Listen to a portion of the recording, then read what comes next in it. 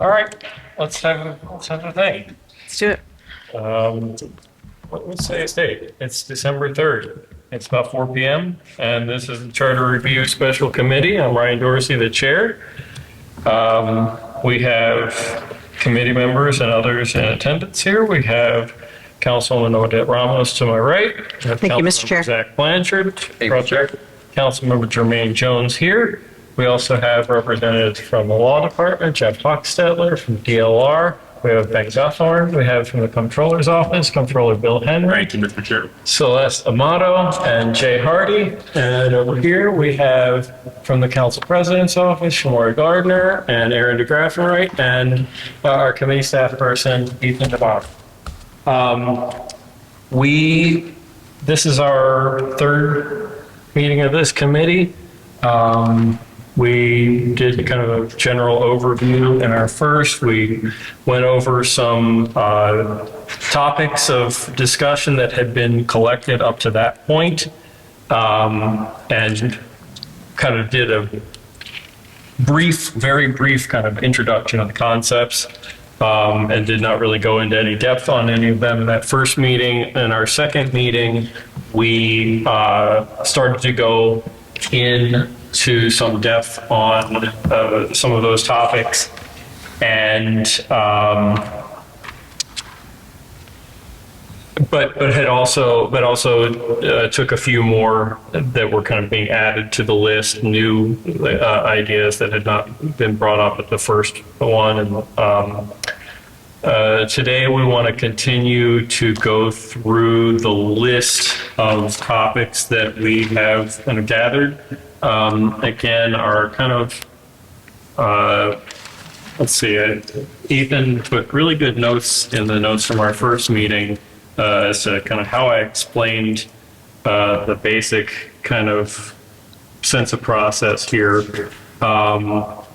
First, kind of looking at where does a given proposal fall in terms of consensus? Do we have consensus between the council and the mayor's office? Do we have consensus among council members, but not necessarily with the administration? Or are we lacking consensus even among the council? And when we talk about lacking consensus, I think what we're doing here is kind of polling the committee members here just to get a sense of what we think is the lay of the land, getting a sense of as far as we are representative of the council, but also our knowledge of our colleagues and kind of general sense of tenor about things, trying to understand kind of viability of ideas. And then what is the immediacy of the need? So first looking at this kind of putting things in any of these three buckets around consensus. And then is there something that's truly pressing that we really want to prioritize this as a 2026 measure? Or is this something that we can do further work on and down the line bring forward as a 2028 measure? And then kind of third down the line, in which we aren't exactly getting to just yet, is then looking at with these that kind of fall into the bucket where we think there's consensus enough that we would be able to practically, politically move forward in getting something passed to get it onto the ballot, and where it is also something that we really want to try to move forward specifically for the 2026 election. Among those things that kind of trickle down to that, what is within our capacity with the Department of Legislative Reference to get things drafted in time to actually get us through a legislative process on it. And so we kind of began those first couple of steps in that kind of triage with the topics that we addressed last week at our last meeting. I'll just run down those really quick. We talked about the composition of the Board of Estimates. We talked about procurement. We talked about the idea of, we talked about the Board of Finance composition. We talked about parking benefits districts. the reform and combination of the Office of Council Services and the Department of Legislative Reference. We talk very broadly about the extent to which the charter contains more material than it really needs to and becomes overly prescriptive and kind of ties our hands in terms of being able to make more flexible change and, what essentially can be eliminated from the charter in order to be less prescriptive. And I think we talked about a couple of other things, but that's the main highlights there. And so I think we just, we want to kind of move forward with the rest of the topic list that we have to date. And so let's start with redistricting reform. Anything before we get going there? Anybody want to add any other thoughts in here before we get going? Just that the conversation around the parking benefits district was expanded to not just be about parking benefits. Right, yeah. It was the fund and creating funding sources to put into the fund. Those are two pieces that. Thank you. Yeah, that ended up being a pretty in-depth conversation about kind of just the idea in general of whether when there is an idea to segregate certain funds among city funds, that we do that by charter, and that we might not necessarily need to do that by charter if something else were changed in the charter to allow us to do that more dynamically by ordinance. Right, creation of the fund and then also allowing us to create the funding source for the fund. Yeah. Are there any new topics? Let's want to keep to this. Are there any topics that have not been brought up to date that we haven't finished the list of the triaging list. Right, but so what we did last time was we took new topics just as a general 1 or 2 minutes, just like here's this other topic that hasn't been brought up at all. So for the topics that we added onto the list at the beginning of the last meeting, which were about the, what were they?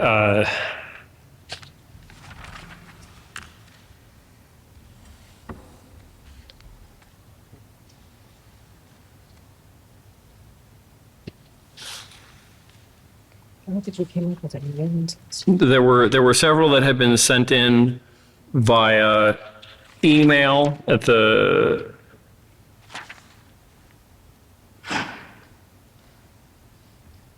Oh yeah, there were some that had been sent in by email. So like and which were redundant. We did just review them for the like proposal to eliminate the mayoral appointees to the Board of Estimates.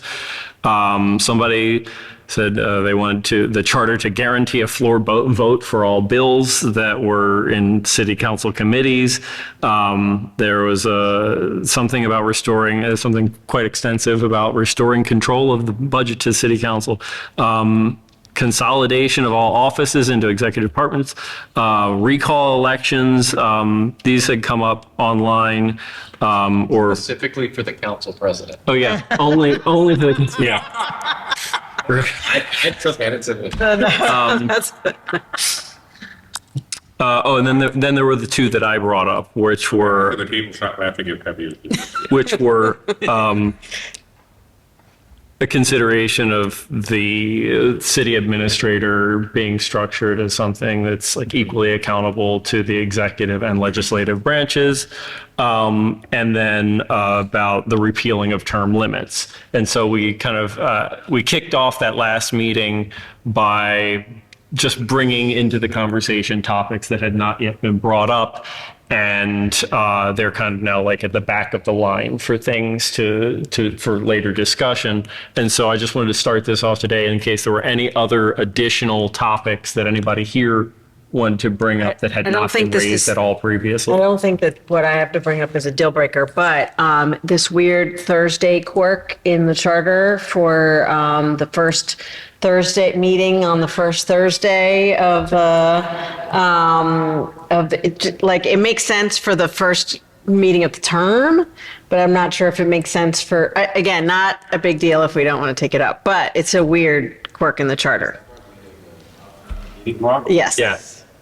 We have one city One. council meeting mandated in the city charter each year, and essentially all other city council meetings are optional. And that one meeting is written into the charter to be on the first Thursday after the first Monday in December. And that's why swearing in happens when it does on that date. And then we just do it every year. If anybody wants, it's noted. It's noted. Actual question with that. I guess just something I'm curious about is like, how much all of the effort to remove things that don't need to be in the charter, like how much of that can be stuffed into one proposed, I'm curious as to if we want to remove, this from this section of the charter, this and this and this, like how much does it have to be separate? I think if it's an agency, we have to do it separately because then we have to pass a code, something in the code. I see Ben and Jeff having a little. I think they're going. It's all you, please. You no, after you. I think it's a very good question. I mean, there's the one subject rule currently in the charter for ordinances, which in some ways is also open to interpretation of what that actually means. But for charter amendments, which then go to the voters, I'd have to see if there's anything additional on that, or if there could be like a general deletion bill or a general removal bill. I mean, it's a good question. If you're talking about doing something as comprehensive as literally going through the charter and taking out. Be a little more direct toward the microphone. Yeah. If you're talking about, a wholesale taking out of lots of language that is extraneous to the actually setting up of the structure of government. And this is where I'm referring to Vic's memo. Yeah. If you do that, I would think that you would just be basically doing a charter amendment, which is a revision of the whole charter. And then you just it's all one piece of legislation. It's all one thing ballot for the voters. Yeah. Yeah, that's something we can confirm. Yeah, I mean, I'm not aware of anything off the top of my head. Because it would be essentially, it would be the way that we've dealt with the work product from Charter Review Commission. Right. In the past, which is they look at the whole charter and they say, this is what you should do. I mean, I think that we could maybe not discuss this right the second, but I think there's sort of the taking out some of the things that we talked about in terms of like language and things like that. But then there's like some substantive stuff that we probably want to be transparent about that the voters should be thinking about, right? So we should probably make those decisions at some point in time as well. Yeah. Yeah. All right. Because nobody's going to read the entire charter before voting on it. So is what I'm saying. So I think that if we can parse out what is something that we really want people to pay attention to, I think we need to have that. Maybe if we have an agreement on what we think should go, then we can figure out how to Right. package it after. Yeah, I think that's right. That seems like.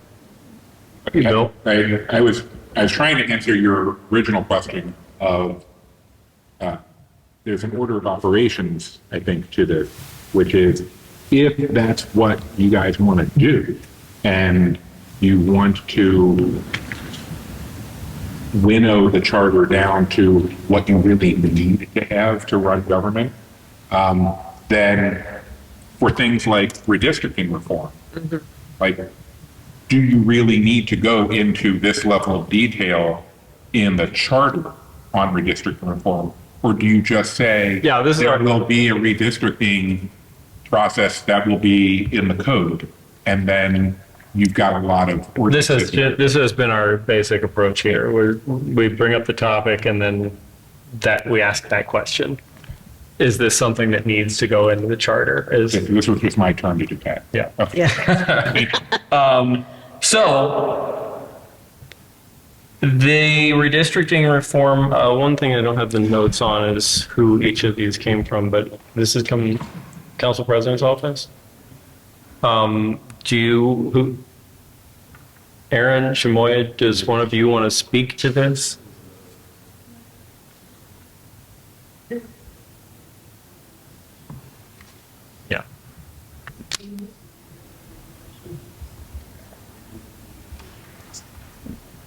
Yeah, the idea that was brought up here related to a redistricting form was pretty specific about suggesting a 17-member independent commission made up of applicants screened for qualifications and conflicts of interest by the comptroller and has independent authority over redistricting.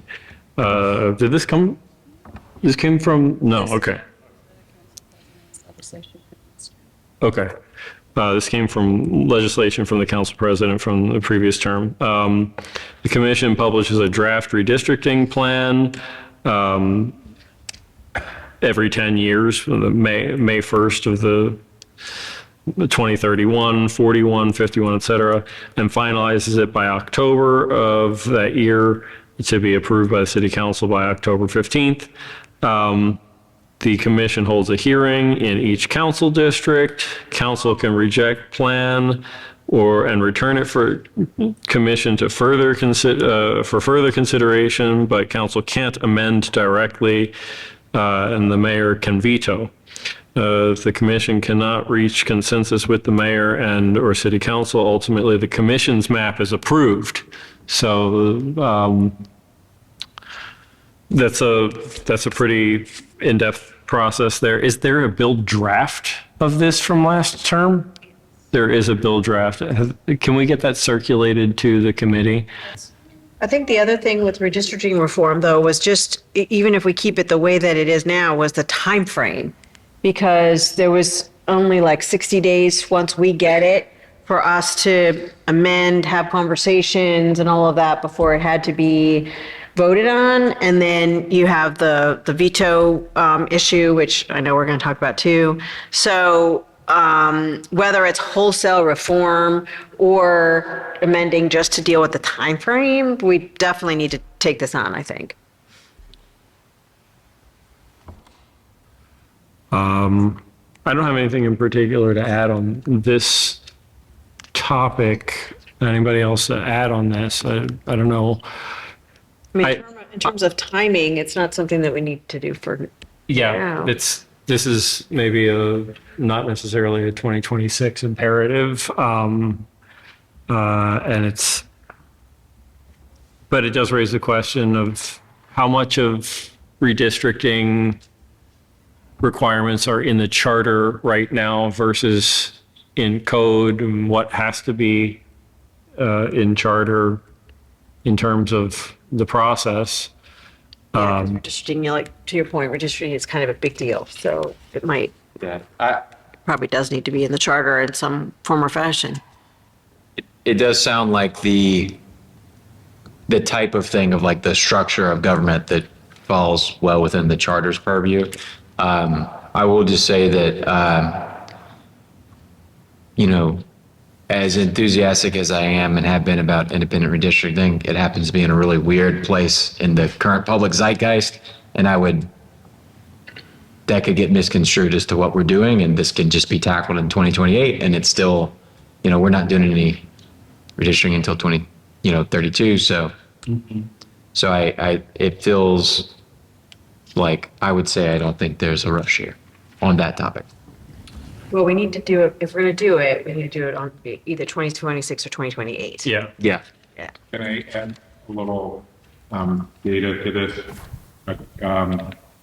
The census did not release the first apportionment results or data from the 2020 census until April 26th of 2021. Now, I don't know if that Right. was, I don't know if that was a partial holdup because of the pandemic, but I do want to say that this idea that the commission would publish a draft redistricting plan by May 1st of the following year is probably not logistically plausible. Yeah. Like, it's certainly not plausible to do all the stuff you want, like 14 hearings in 14 different That's a lot. districts. Yeah. I- I also think I think of the charter like there are 14 districts, not necessarily. Here is the process by which we draw those lines. Districts and there's a time. As I mean, as a necessity. I don't think of it as a necessity to be in the charter. Yeah, I mean, currently, Section 7A of Article 3 says the city shall be divided by ordinance into districts for the election of members of the city council. And then the number of city council members is in here. But Yeah, so it's but a then it's just districting the plan. timeline in the The plan. district is by ordinance, but the number is 14. Yeah, but Right, the question here is like, probably we can lay out that process by ordinance, not necessarily having to put the whole process into charter. Right, because right now, the plan just sets forth the timeline. Yeah, Well, it says the mayor shall prepare a plan for council redistricting. The mayor shall present it to the council no later than this date. So I mean, it is, Yeah, so there are some things that the charter is saying that the mayor is the one doing the, Right, and then once the mayor provides us with the plan, we have 60 days to pass it. That's in there. Yeah, so there's some, at least some portion of a process yeah. is in the charter. This proposal would both amend what exists in the charter as a process and augment it. And I guess I think probably that whole process can just be moved to the code, probably. I mean, again, I think know. it's such a structure of government thing that we probably need at least, obviously, the 14 members, that there is redistricting in the decennial census, after the decennial census, and when it needs to be done by or something like that. And then I guess if the council Yeah. wants to do, or do it broadly and saying that there will be a commission that does it rather than the mayor, and that, then we construct who is in the commission by code. yeah. All right, I think that's what I think I would like to see there would be, instead of saying the mayor shall present the proposed plan or present the plan, and a commission will exist or whatever that will present the thing that makes it independent, but then the details of what all they have to do would be in the code. yeah, that probably makes sense. All right, we're gonna move on. Veto reform. I'll just note that we passed one veto reform measure in 2018. It was a question that I got onto the ballot. That was in response to the council being put in a position where we passed a $15 hour minimum wage, and it was vetoed at a time when there were no council meetings between 5 and 20 days after the veto was delivered to the council. And at that time, the charter said that the council could only take up a motion to override a veto between 5, after, no sooner than 5 and no later than 20 days after. And we didn't have a council meeting scheduled. We had a council meeting scheduled on the 21st day afterward. And so we had no ability to take up a veto override on that. And the charter was amended then to say that if there is no meeting between 5 and 20 days, then the council can take up an override at the next council meeting afterward.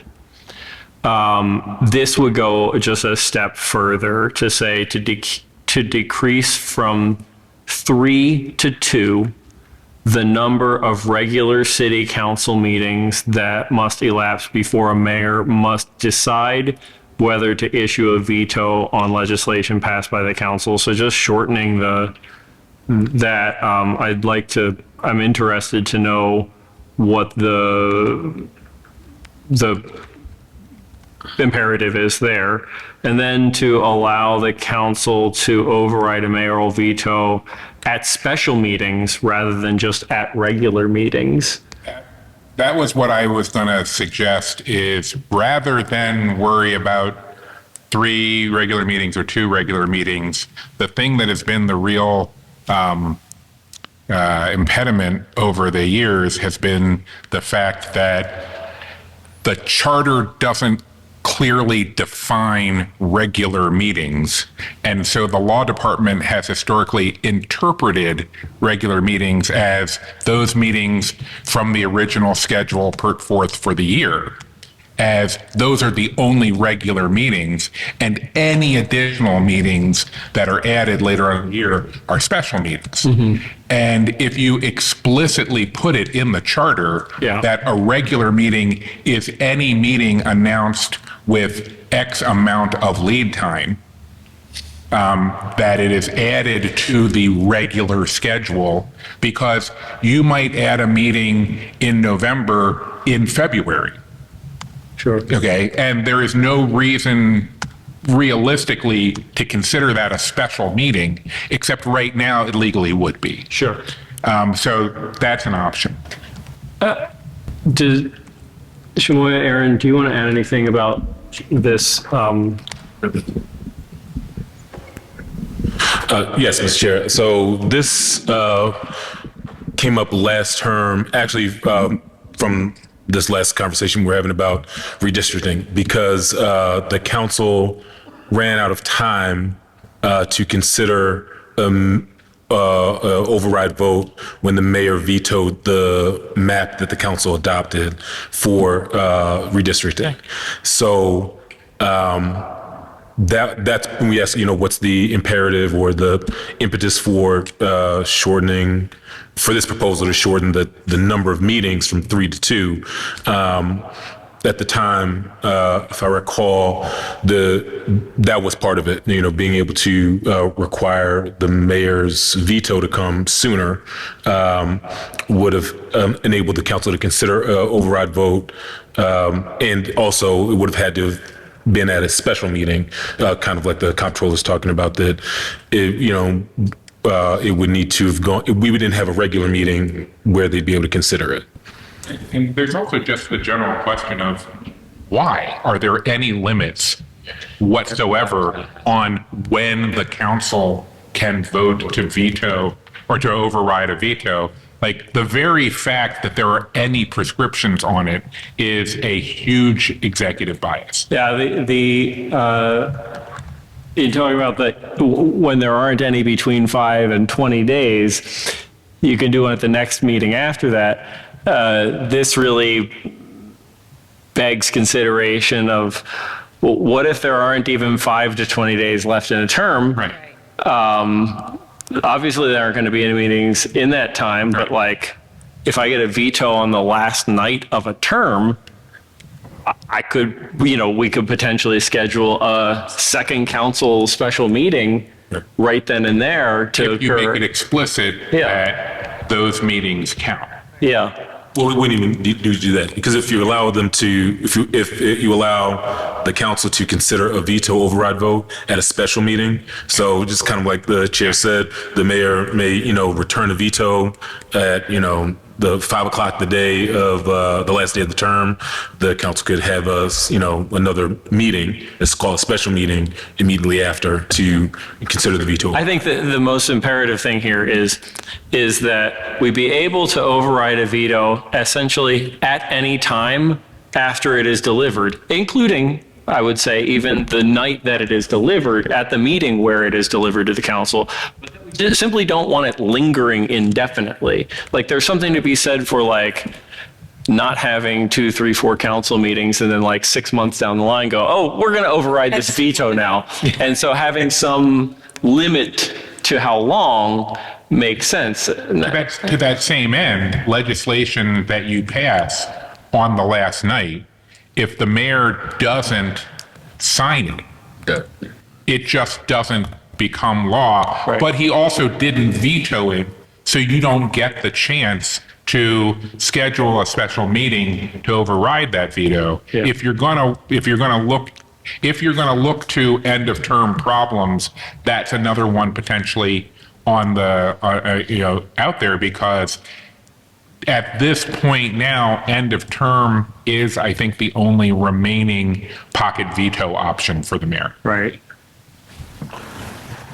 My personal request here would be to think about framing this as allowing a veto at any time, starting from when it's delivered, and then up to a point, and how to phrase or how to structure like what that up to a point is. To me, the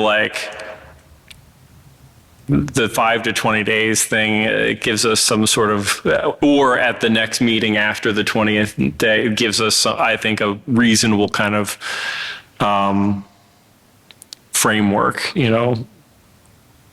Yeah, and I think focusing on that is probably the primary goal, but I also recognize the issue that the comptroller Henry brought up regarding the timeline, and you could just not veto it and just let it roll, he or she. But I will say we at least have some control by ensuring that we introduce something in timely enough where it doesn't run into that situation. But I guess with redistricting, though, we kind of didn't have an opportunity to get that out in time, I guess, maybe. But yeah. Okay. Timing of the budget delivery to the council. We asked for this, this is, I know, one of the ones where I want to say probably there's a certain consensus among the council.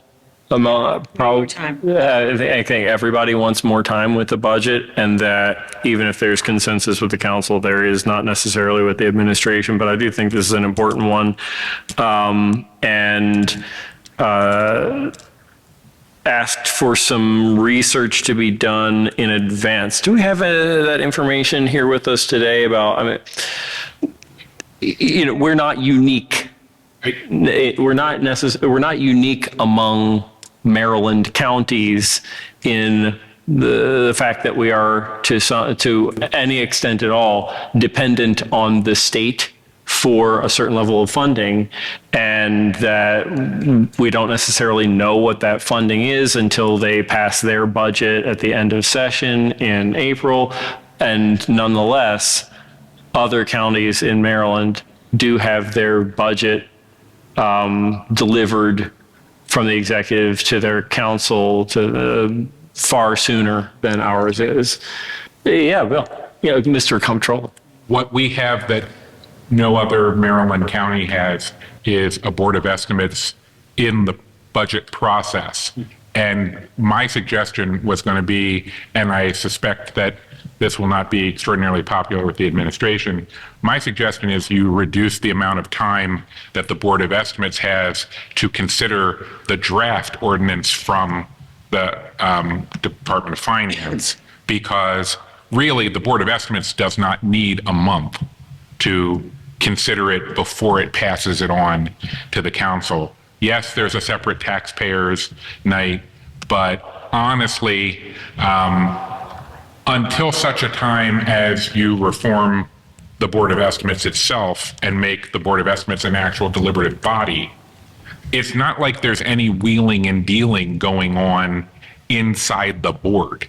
So there's no real need for 30 days between when the Board of Estimates gets the draft from Finance and when we pass it and then send it to the council as a draft ordinance. At most, it should be at the next meeting. Yeah, I think That would buy you an extra 2 weeks. the obvious point there is that it's not a matter of we as a city simply cannot draft a budget without this information any sooner than when we are getting it to the council. No, it's being drafted much sooner than when we get it to the council. It's just being given to somebody else instead of the council first. That's a reasonable rationale for at least one form of shortening this time. This has moved from May 15th to April 15th, the deadline by which the administration must present the proposed budget to the city council. I mean, that's a 1 month difference in time there. And so even if the Board of Estimates were only getting it, say, 2 weeks earlier, and then shortening that from 1 month to 2 weeks, it would only be a 2-week difference in when the budget needed to be prepared by the finance department. And then the city council could have it a month earlier than what it is. Tyler Schnella from the Mayor's Office of Government Relations. How are you doing today? Good to see you. I'm comforted by the fact that I know that this is being recorded and not broadcast live. So we don't have to worry that Tyler was sitting in his office watching this on his monitor and getting other work done and seeing, oh, wait a minute. I better be there for this part. There will still be some logistical issues because they have made it clear to us in the past that there is a limit to when they can get it to the Board of Estimates. And that's why we usually get it after the General Assembly session is over. But there's a question of whether we should press finance to give us essentially a preliminary projection of what we expect, get that to the Board of Estimates, have that go to the council, knowing that things might change because what happens on the last day of session changes some expectation or projection, and then just make that change once the budget is already in play. Yeah. Because there's an ordinance that's drafted up, and so they amend the ordinance. It requires doing more sausage in public. And So that's- I'm going Well, the Yeah. budget book may not be accurate, but the budget book isn't accurate anyway. It's, an idea and a overview of what's in the ordinance. the books will still be accurate, or as accurate as they are now. You just won't get them with the ordinance. You'll get them the same time you get them now, That's not what we want. We want to have the entire package to us early. Oh. Because I actually read all the books. I'm not doubting that. I'm just saying that So- when you there will, that's going to be a fight with finance over when they can physically put that together. They're working on it now. They're Okay. working on it now. Okay. For next year. So the only things that are going to be different is the state dollars. Because we won't know exactly what's in the state dollars But until they the move general that money assembly. around to thousands of places. Okay. Yeah. Yeah. Okay, so I want to note, Baltimore, the city council gets its budget later than any other jurisdiction of the large counties in the state. Baltimore County, Anne Arundel County is the closest to us. They get theirs on April 30th, so 2 weeks sooner than our current standard here in the city. Howard County gets theirs April 20th. Baltimore County gets theirs April 16th, so about a month earlier than we do. Prince George's County and Montgomery County both get theirs March 15th, so 3 months earlier than we do. And I'll add that a lot of those jurisdictions also have control over their school budgets a lot more than we do. So they're actually very involved with the school budgets as well. We are not, right? We don't have that opportunity. We just kind of rubber stamp it at the end. But I think that's interesting that they're going into that kind of detail even without the state dollars, determined. So it's possible. It's not like it's not possible. Can you share those that as well? Can you forward that? Yeah, Ethan is going to send you an email before you do an email with those dates. Make sure you fix that one in there.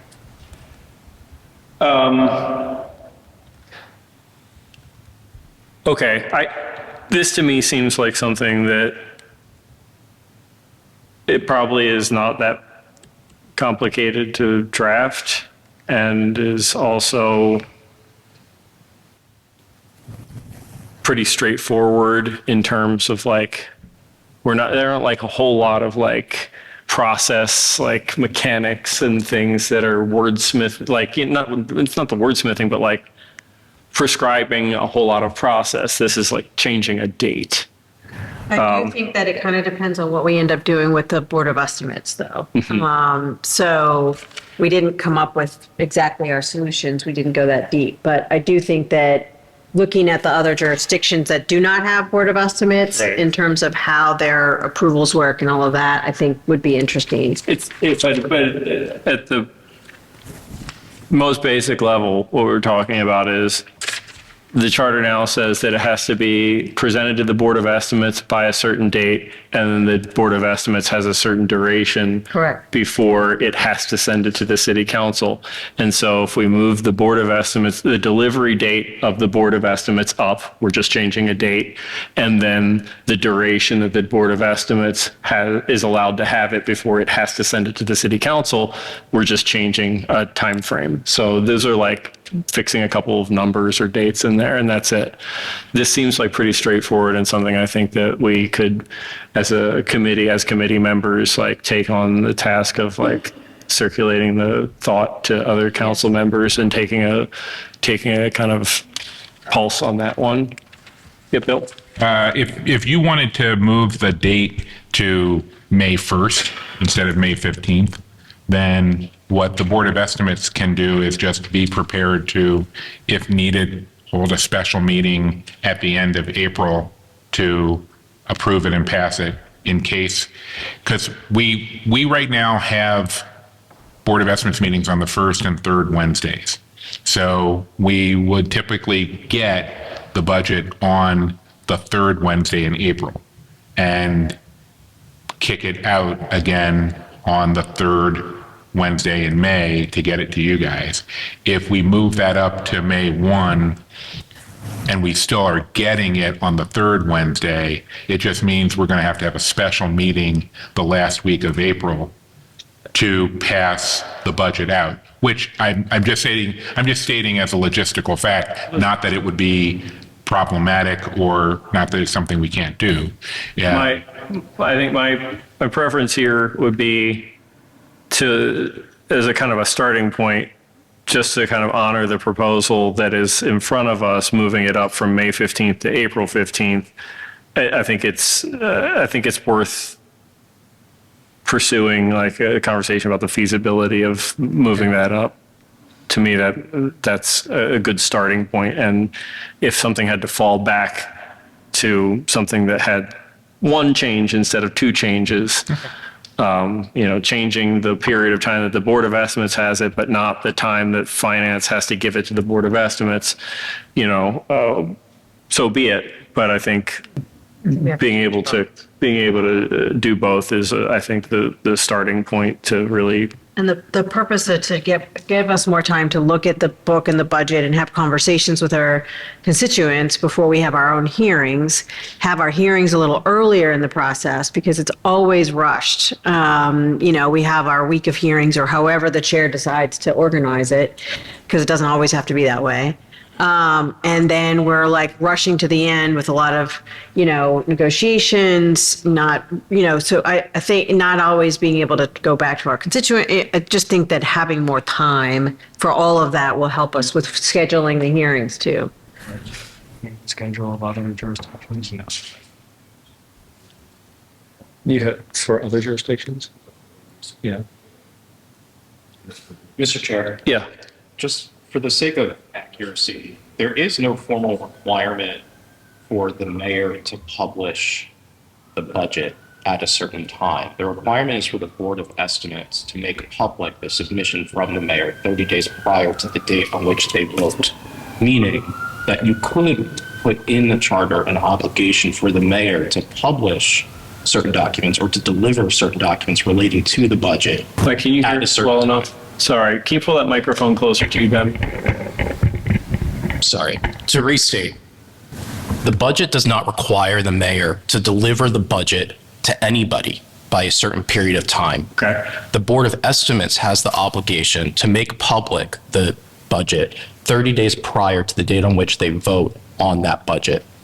So there is no obligation on the mayor or the Department of Finance. It functionally is, but it is different in that there is an opportunity to place such an expectation or requirement on the mayor's office or Department of Finance. The other moving part, which you would be changing, has to do with the number of days provided to the council prior to the start of the next fiscal year. Currently, it's 45 days prior to the start of the fiscal year is the date on which the budget must be delivered to the city council by the Board of Estimates. There is no specific timeline in the budget. Everything is worked backwards from July 1st. Okay, so Just to clarify. logistically, what we would be talking about doing is changing 45 days to 75 days. I don't think that we need to walk into it backwards as it's currently drafted. I think you can be specific and state by March 15th, Yeah. by May 1st. Yeah, right. But That'd have the same effect. But I'm also hearing you say something else in that delivered to the council means introduced.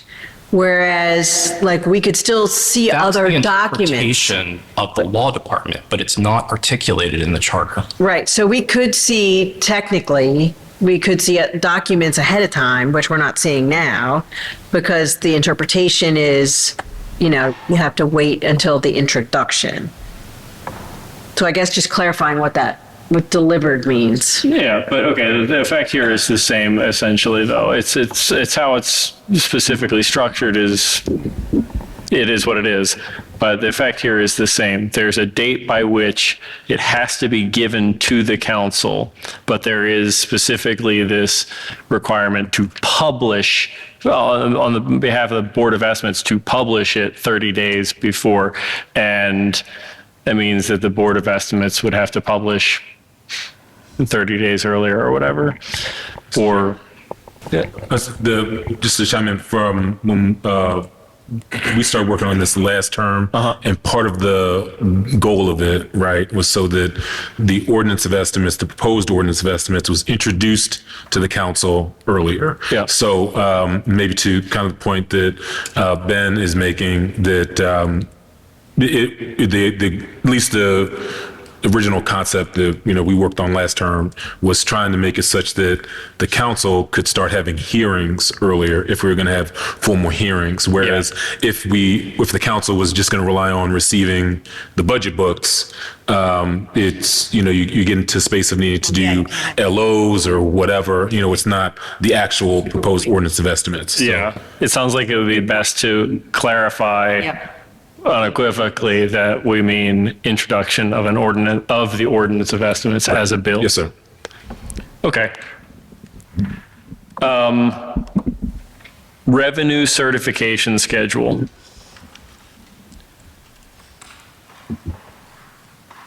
Require the Department of Finance to present to the City Council by or before February 15th. Require final certification by before April 15th with explanation of any changes since February in a presentation to the city, since the February presentation to the City Council. Where did this come from? This is from the council president's office. And and as I understand it, we get non-final numbers presented to us in the budget each year. And it seems like the revenue certification, you want to talk about this? A revenue certification we've seen some significant prolonging of when the revenue certification happens. I'm not sure exactly what you're referring to, but I mean, the idea was just to try to have for the council to receive some more official certification, grounding of what's going to be part of the basis of the budget, before the budget comes over. So the council can see what is the expected revenue that they're going to be working from for the budget. So, and like it says, that of course, there may be some changes between February and April when, the council begins its work on the budget in earnest. So that we get some explanation of any difference. Does that make sense? Is there a date for a required revenue certification presently? No, sir. There's none, but Oh, okay, so that would be to create it. revenue certification is required, but not by a specific date. Ben?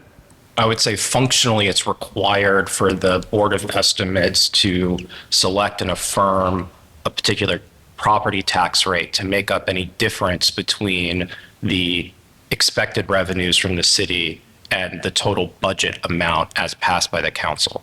Typically, so the dance that we do, the council will consider the ordinance of estimates on second reader.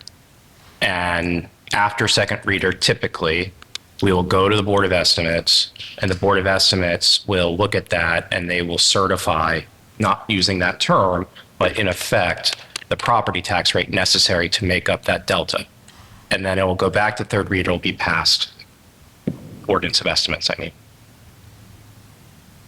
Along with the property tax rate, which the council also passes.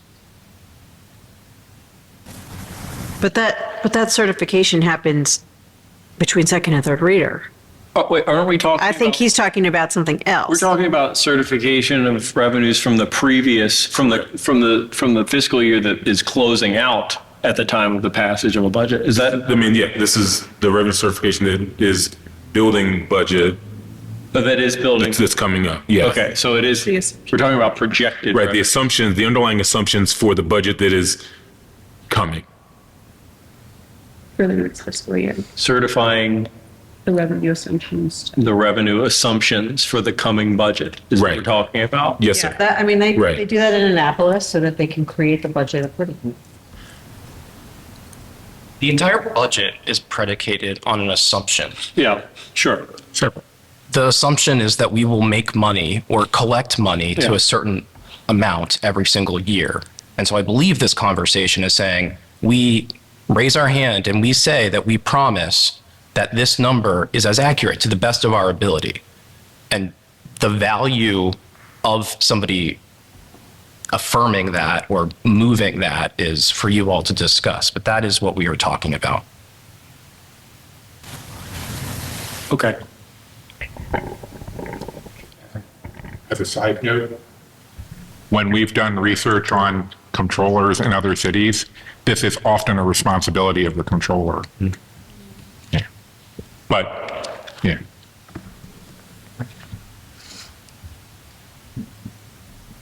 Okay, anybody else have any thoughts on this one? I don't know how to, I wonder. personally, I need some time to like I have to digest think this one a about little what bit. happens in the quarterly updates, because even though those aren't charter mandated, we do have these updates. And I don't remember if we talk about the following fiscal year during that last update, and I think we do. I guess the question is like, at what point does that revenue certification, when it comes to us in the budget as the assumption of what income we have, I guess is where it's coming right now.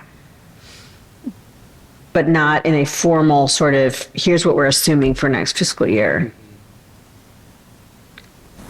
Okay, I don't feel equipped to go deeper. I don't Yeah. have anything deeper that I can Right. bring on this.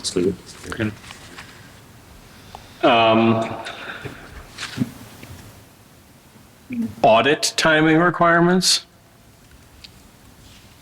After the close of each fiscal year, June 30th, the administration must submit the annual comprehensive financial report to the city council and Board of Estimates by or before December 31st of that year. I think this is what I was thinking of with the last one. Okay, this is, and what is the issue that this is seeking to? This brings the charter requirement to be in line with the state requirements. essentially. So the state requires that the annual comprehensive financial report, the annual audit, comprehensive audit, gets delivered to the state, I believe, within 6 months of the end of the fiscal year. And so this is just saying that that audit needs to come to the council 6 months within 6 months of the end of the fiscal year. Means the charter's silent. And you're just codifying. state Right. law and charter. Okay.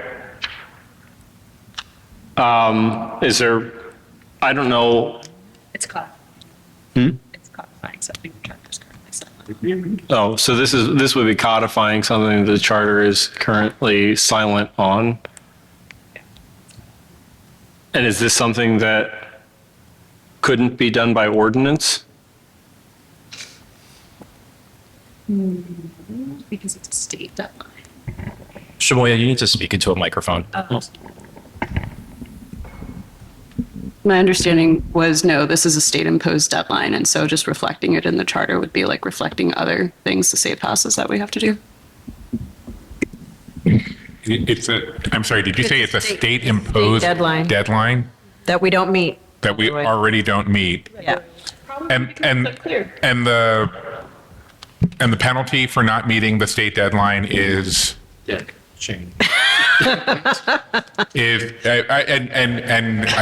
I want to try to say this with a completely straight face.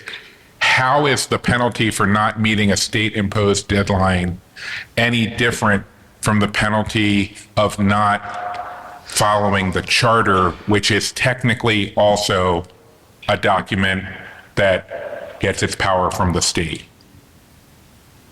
Like, I'm unaware of there being penalties for not following the charter. That's correct. The penalties are from bond rating agencies. As I would say, a disclosed risk. Well, then so in theory, that's already happening because we're already not meeting the state deadline. So No, I think it has to do with if we impose it on ourselves. The state law is there, period. Whether or not we repeat the same thing in our charter is irrelevant. Yeah. The consequence for not meeting that standard is up to individuals who evaluate our credit worthiness. Yes, and if the charter is to exist as the people's document, clearly articulating deadlines that the city government should be meeting regardless of who has imposed them would be beneficial to the people's understanding of how their city should work. I'm not sure that that's different if it's in code though, rather than in charter. I mean, if it's in code, it's still there as a law that we create to govern the city on behalf of the citizenry.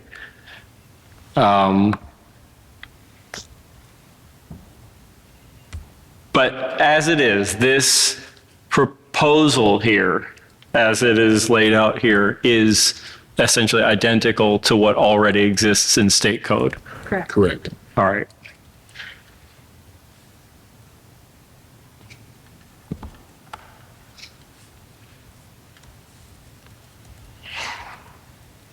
Minor privileges reform. Doesn't need to go in the charter.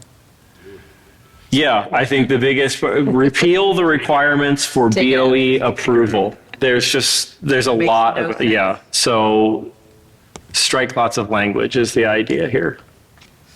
For the dumb freshman member, could someone explain what we're talking about here? If you want to open a business and you want to hang a sign off the front of your building, that's a minor privilege because you're using the air over top of public right-of-way. And technically, I think even if you want to put out a sandwich board on the sidewalk Planters in front of your business, Outdoor seating. yeah, it's minor. It's, Yeah. yeah, Through the BOE. Yeah. all of them have to come, to put a little sign on my building, I go to the Board of Estimates. Yeah. So then who does it? What's that? If it's on the public right of way. If it's right of way, it should be right of way division of the Department of Transportation. It Yeah. should be a basic permit. Right. But so I guess that like that's part of this conversation too, is like as we talk about let's take this out, then I think we also talk about then where does it go? Like how do we I mean, that's probably just the assumption that like we'll put it in the.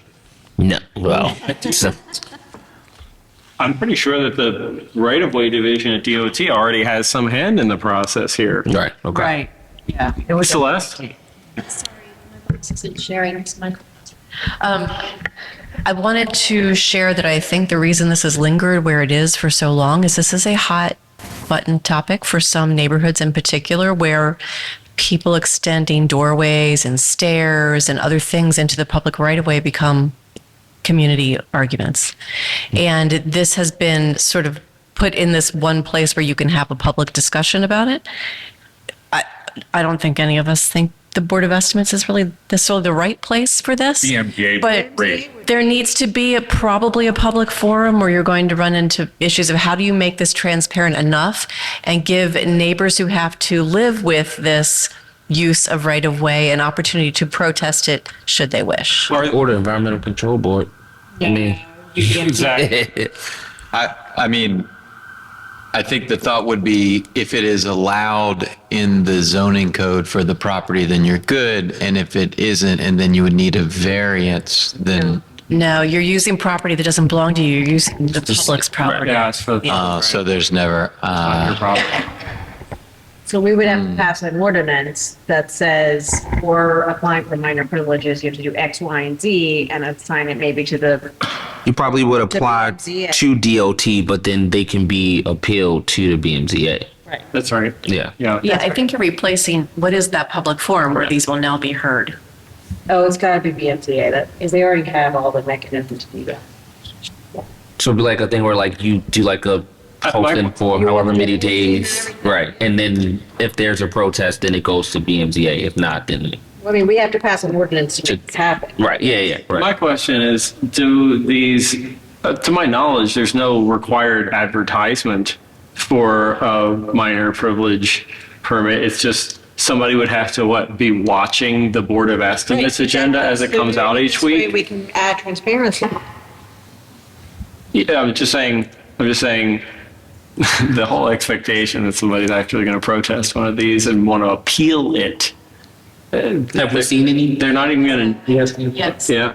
I mean, we can hold the number. Yeah, okay. It's not a large number, but the forum has certainly been used to protest these. so I think, to me, and I know this is an administration interest as well. I know I had conversations with Nina about this, and I had conversation with the city administrator about this. This is one where I feel confident that as long as, and I feel confident that we can find consensus among the council to want to do this, and that there is consensus with the administration, and that the only thing here that we need to kind of suss out is like, how do we write out what exactly the alternative, new, better process actually is? That seems like a fair kind of assessment of where we are. It sounds like we have some consensus on what that would Yeah. look like also, which is good. Yeah.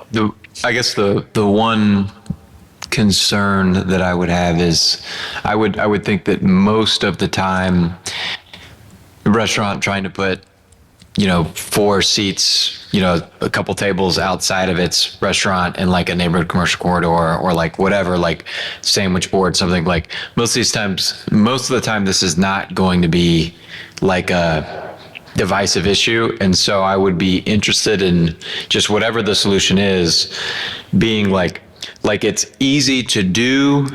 Like it's not a huge burden. I don't think having to go through the BMZA for everything is So there would be a posting and then so you'd have to have the sign up. yeah, and if there's a issue, we could design it that way. My question is, if there's no requirement for a big sign posting right now, I'm not inclined to create a requirement for a big sign protesting. And so, Celeste, can you gather for us records of when minor privileges have been protested at the board? It's easy for me to do that for the last couple of years since Yeah. we've been digital, but going further back than that, not quite as easy. Yeah, okay. Do you have any guess as to how many times it's happened in that period? Say it's less than 10. I It's think probably, that- it could be less than that. I think that that's There was enough one example. recently, which is why it's sticking out in my mind, but. I think that's enough of an example as to try to understand the circumstances under which it occurs and how we, formulate some thoughts around how to plan for that. Well, I will tell you an example that happened in my district where I saw on the agenda a minor privilege for planters outside of this building on 32nd and Greenmount, and asked for the agenda item to be held so that I could figure out who it was and what they were doing in that building.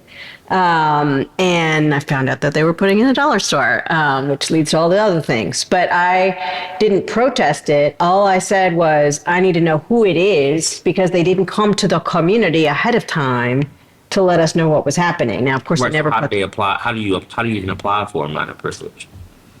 Through the department. through DOT, through right of way. And then they have to send it over. Right, which doesn't make any sense. But I mean, I was able to utilize that to be able to try to figure out what was actually going on there because they never came to the community. Got it. Another example, just for council awareness, that sometimes somebody's installing a set of steps in a row home neighborhood that would be in the public right of way. And it's sometimes a precursor to renting a basement so it can snowball into issues that neighborhoods have lots of concern about. All right, so I think we'd like to see those examples where things have been protested, and I think the implication here is that we probably land on repealing this from the charter, and just needing to thoughtfully craft an ordinance to carry out a newly defined process. Yep. Councilwoman Ramos, you want to talk about the city seal? Okay, great. City seal? Yeah. What was the resolution? That there are others in the comptroller's office that actually have control of the city seal. So it's resolved. Okay, cool. I just struck it off the list. Look at that, like that. Okay, so we had categorized things into 3 topics. They were structural, and we've just gone through procedural, and then we've got, I think financial has kind of trickled into some of the other ones in certain ways. But we have financial topics.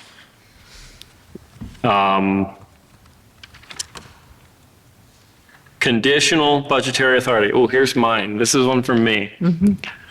I really don't like being spoken to by members of the state delegation as if I'm an inferior legislator.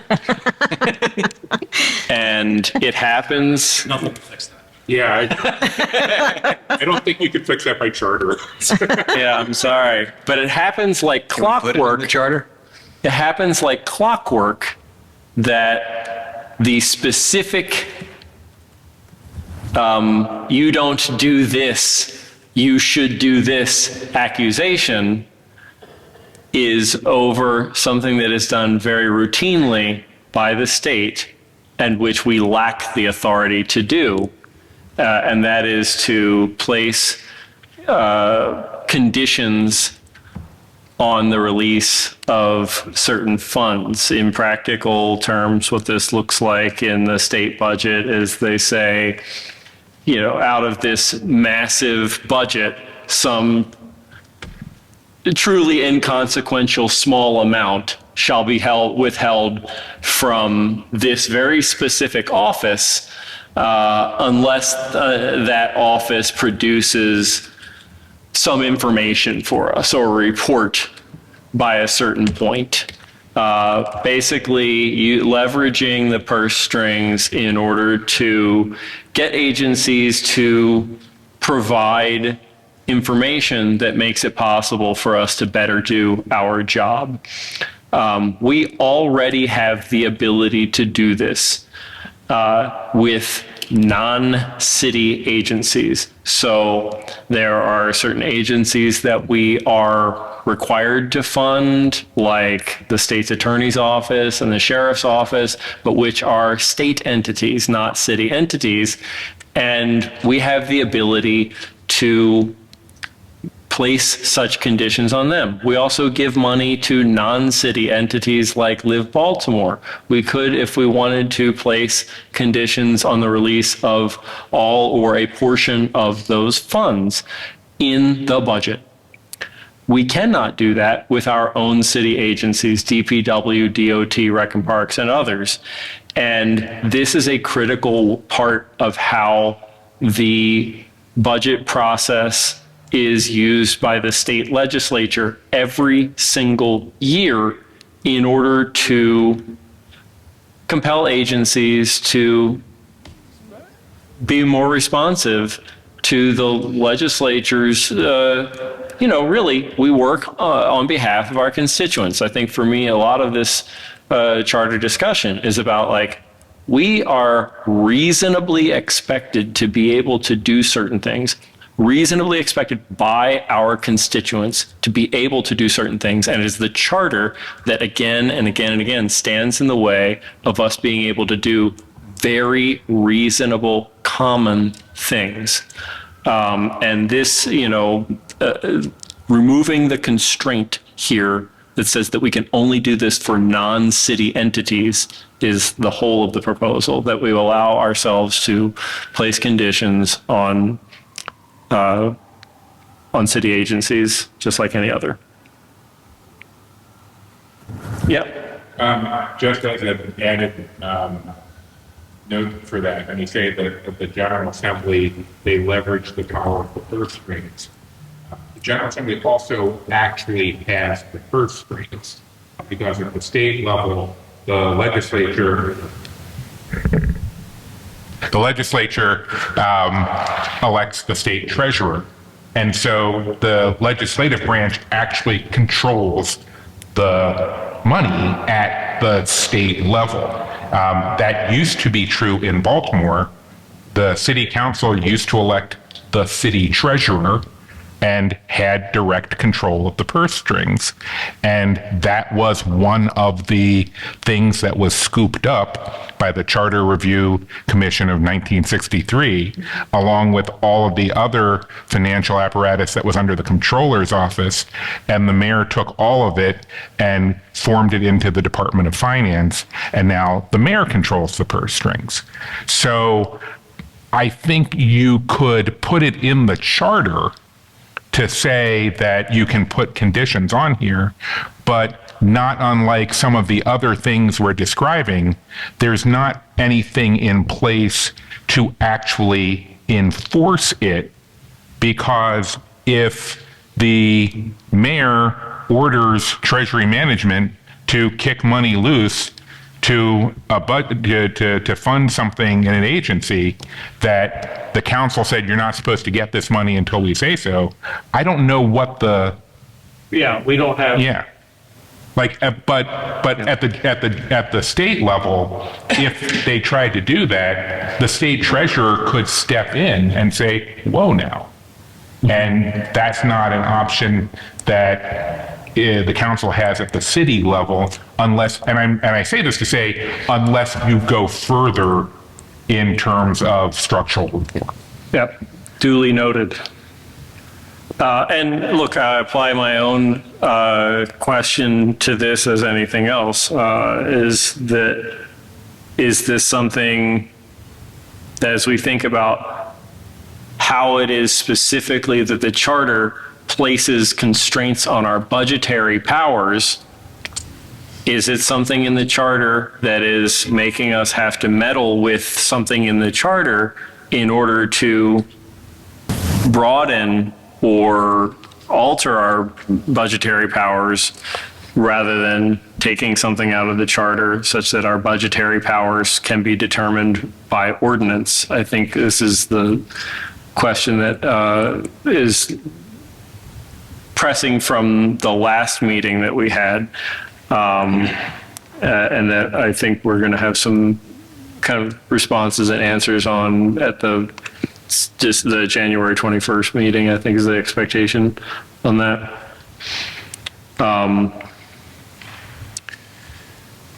Procurement reform.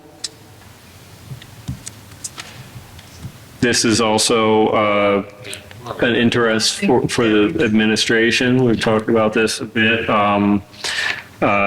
We delved into it at the last meeting. I think this is a priority for the next election. I do too. And there's consensus that we need it to take those, things out that are in bad shape and then be able to put it in an ordinance or in regulation. Yeah, So and we already have that. you're already working on it. Yeah, we were working on that since last term. I know that Nina Themelis shared a draft of something with me. And I guess also have a question for the law department, if there's anything that has to be in the charter relative to procurement, because there's all kinds of processy stuff that doesn't need to be in there. But is there anything in your mind that's like structural government stuff that needs to be in there? I mean, that's something we can take a look at. I think a lot of the administrative stuff in here can go. I mean, it doesn't have to be in charter. I mean, I think to the extent that it might overlap with certain budgetary processes or expenditures, it might make sense to look at what needs to be kept in there, especially if you're giving that authority to a certain entity. But yeah, I think a lot of it is not necessarily proper charter material. Okay, yeah, even Turbola's document says, most of it can go. I was just curious if we needed to make some sort of statement or something where it's, we do procurement and it needs to be in a, it doesn't say that in the Turbola document, it just says take it out, but I think it would be helpful to know if we need to put something. Tyler, can you speak to this idea of using a BOE policy document to establish procurement standards or process as opposed to the council passing an ordinance to establish them in the code? Yeah, and that's also like something that, again, like as we deliberate on the charter amendments as the administration as well, that there are some pieces that in the charter amendment that we got drafted like last term that we do leave in, like the board of estimates shall be responsible for awarding contracts and supervising all purchasing by the city, like generally. And then there's some other like general things in there that like municipal agencies shall submit all purchases involving an expenditure greater than the amount under, so whatever is set in the regulations, but we're changing that in the ordinance actually, that everything starting with the formal advertisements all the way through the local small and disadvantaged business enterprise stuff will be struck from the charter. Can you send us what you have there? Yeah. Because I already have it. I just haven't circulated it myself. I'd rather you circulate it to everybody. Yeah. Thanks. So there are some things that you're keeping in the charter that are sort of the Right, just a very blanket policy, like this is what it is. Yeah. that Does does the the contracts at a certain Right. amount or whatever. Yes, and then the council has the with the thresholds that we will be setting. Yeah. And the best value versus, And I guess that was kind of my next question. I know we was looking at Before we go to best value, Bill, was there something else? Yeah, he just wants the charter amendment too. I hope that we could be included with everybody when it's circulated. Yeah. But also a request that when the council puts all this stuff into ordinance, if you can put something in there about electronic bidding and requiring the the Bureau of Procurement to administer it, that would be great, and we would really appreciate it because we've been trying to move that over to them for 4 years. Okay. Well, two things. One, just to touch on procurement before we talked about best value. I'm not sure where it would go, but one thing I found really interesting during our budget hearings, when it came to procurement and when it came to change orders, there was no tracking of it, which was really odd to me. Like, as far as what were they told, basically what was bid versus what the change order might have been. Like I remember they saying they didn't have any, There's no tracking of it by procurement, but okay. but I mean, you can track that in the Board of Estimates Okay. database. Yeah, you can't issue it, we can't issue authority for a change order except by the Board of Estimates, right? Yeah. Yeah. So it'll be in the BOA record. Yeah, but Now that what I think I hear you moving towards is, has anybody done a comprehensive analysis of how much the change orders add to the final price? And when you go back and look at what the initial bids were, how might that have impacted things?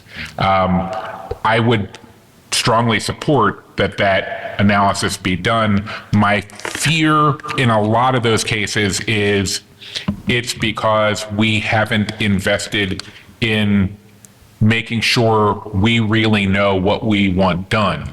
Like a lot of extra work orders on construction contracts are because they get into it and they find out there's stuff underground that they didn't know was there, they being the engineering, the contractor, and they didn't know it was there because we didn't know it was there because we haven't kept our maps up to date and we don't put a lot of money up front into doing lots of core samples all over the place to make sure we know what we're dealing with. We cheap that side out, and then surprise, surprise, we end up spending a lot on extra work orders. and in finding out what that number is or what that would look like may give us that added motivation or see the value in actually knowing what's underground, because what we're spending may be a lot more, cost a lot more than what it would if we actually did the front end work.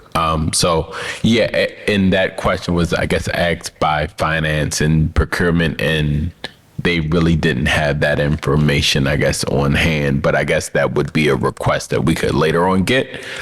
But when it came to best value contracting, while I think it's important that we step away just as a city from lowest bid, which is currently in the charter, it's going to be just as important that we establish what that rubric looks like. I guess that would be later on, but just curious to would that then go into code, what that best value code looks like, and how that next step would come about?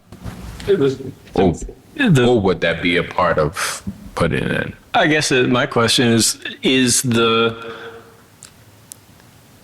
setting aside best value contracting, the whole low bid requirement of pure procurement as it is in the charter today, is it required to be in the charter? But I think the answer is no. And if we're taking out, essentially all but the Board of Estimates is responsible for issuance of contracts or whatever, then I'm leaving up thresholds and other things about the parameters of contracts to ordinance, then that's something else that could go into ordinance probably. Is how extensive, well, I guess we'll see this when we get the draft that you're going to circulate to us. But as we start looking at all the stuff that's being suggested to strike, we might look at this and just go, let's just keep striking and striking and striking and put more into ordinance. Got it. So that will kind of be more of an ordinance thing. Yeah, it seems like it. Sounds good. As long as, I mean, the terrible document says to take the whole thing out. yeah, as long as if we get rid of the charter saying that low bid is the only way, then we don't run into a conflict with that, with ordinance, if we say we want to allow best value. So the low bid standard just seems like yet another thing that should be struck. Biennial audit reform. I This is think here. that actually was us. Yeah. We have some thoughts, Chief. We have put in our budget request for the last 2 years, a request for funds so that we could expand the biennial audits program, essentially, and include the 4 courthouse agencies, sheriff, the state's attorney, register of wills, and clerk of the court. And also we were requested by the Board of Elections, the new director of the Board of Elections, we were requested to add them because apparently they fell into a crack where everybody thought somebody else was auditing them and nobody is. They're not on the state's schedule either. And so the suggestion was that we add those 5 and remove, I believe, the law department because they're often, we kind of have to stretch to find things to audit in the law department, and just expand from 8 in each group to 10. Does the comptroller's office have any concern whether or not this is in the charter as opposed to ordinance? No. If you want to move all that to code, that's fine with us. That would be my preference personally. Yeah. Anybody else have any? That would be my. So It's a lot easier to change if we need to add groups or whatever. the entire biennial audit thing will be moved Everything from the charter related to biennial audits and start over. and put it all in code. Okay. Yeah, because I know we have some thoughts around the composition that we want to look into. The composition of the biennial audits oversight commission. Code. Oh, yeah, that's yeah. You should talk. Yeah, you should talk to the council about that. Yeah. Yeah. Yeah. Yeah. Well, you might notice, Mr. Comptroller, but at what point did it become so like council like heavy? It started council heavy because the biennial. Well, first of all, the biennial audits oversight process started as a quadrennial. I believe Carl Stokes initially passed that version and negotiated with the mayor at the time. Okay. And then I want to say 2016-ish, Eric Costello moved it from every 4 years to every 2 years. Was Carl's already in the charter? Pardon? Was Carl's version already in the charter?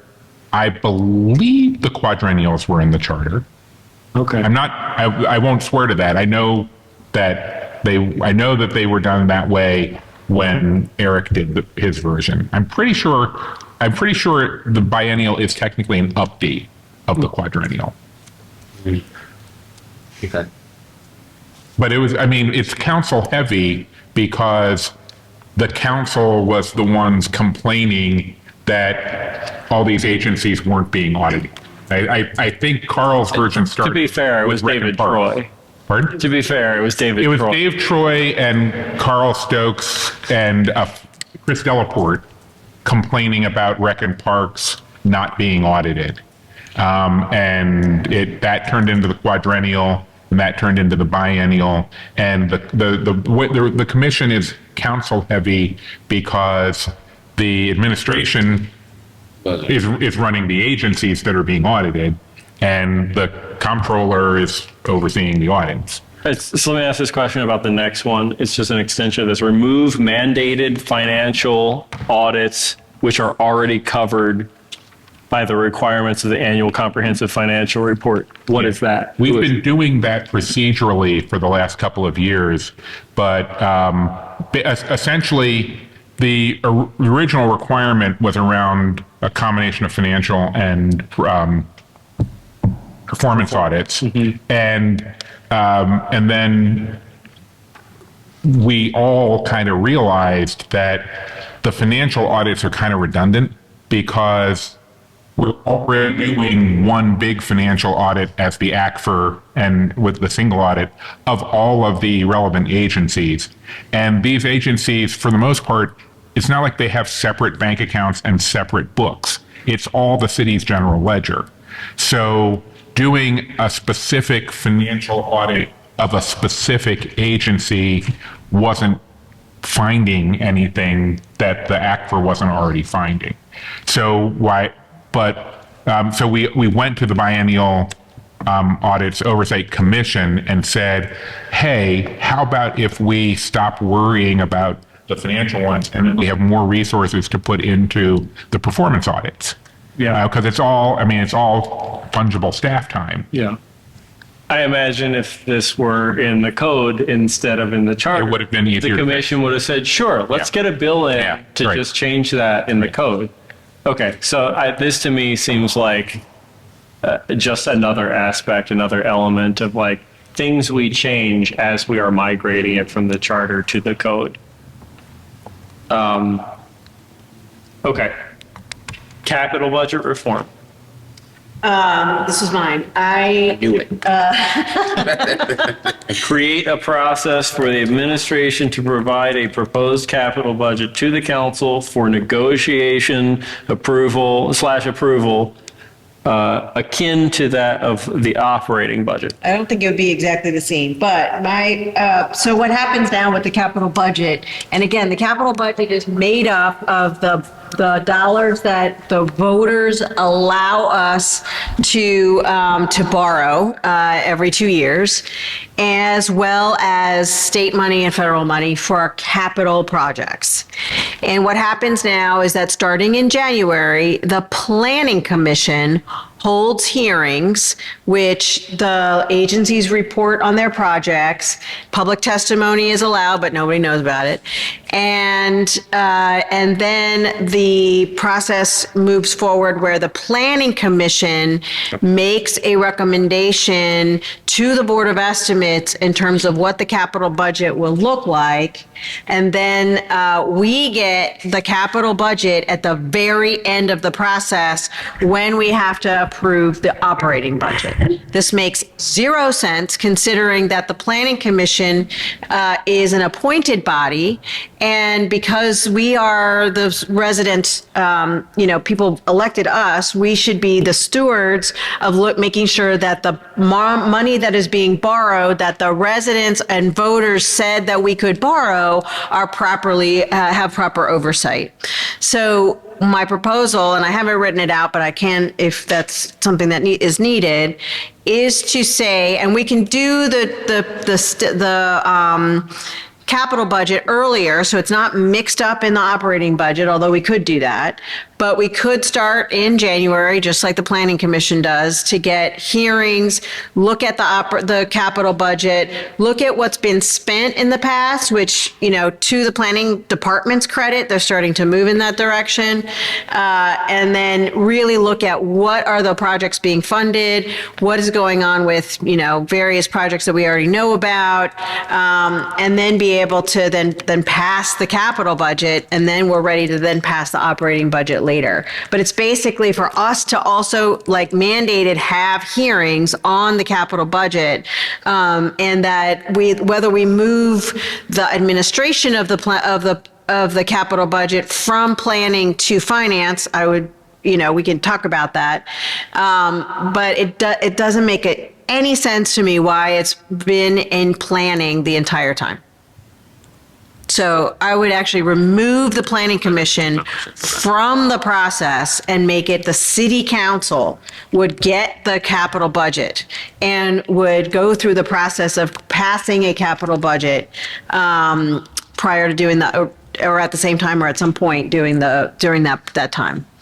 Because again, it is the voters who said we can borrow this money. It should be the voters who voted for us to be able to, we should be able to oversee what's happening with the capital budget. Right now, we only do that every so often with periodic hearings, and we get the capital budget at the very end of the budget process. So I think we should have it at the beginning of the budget process.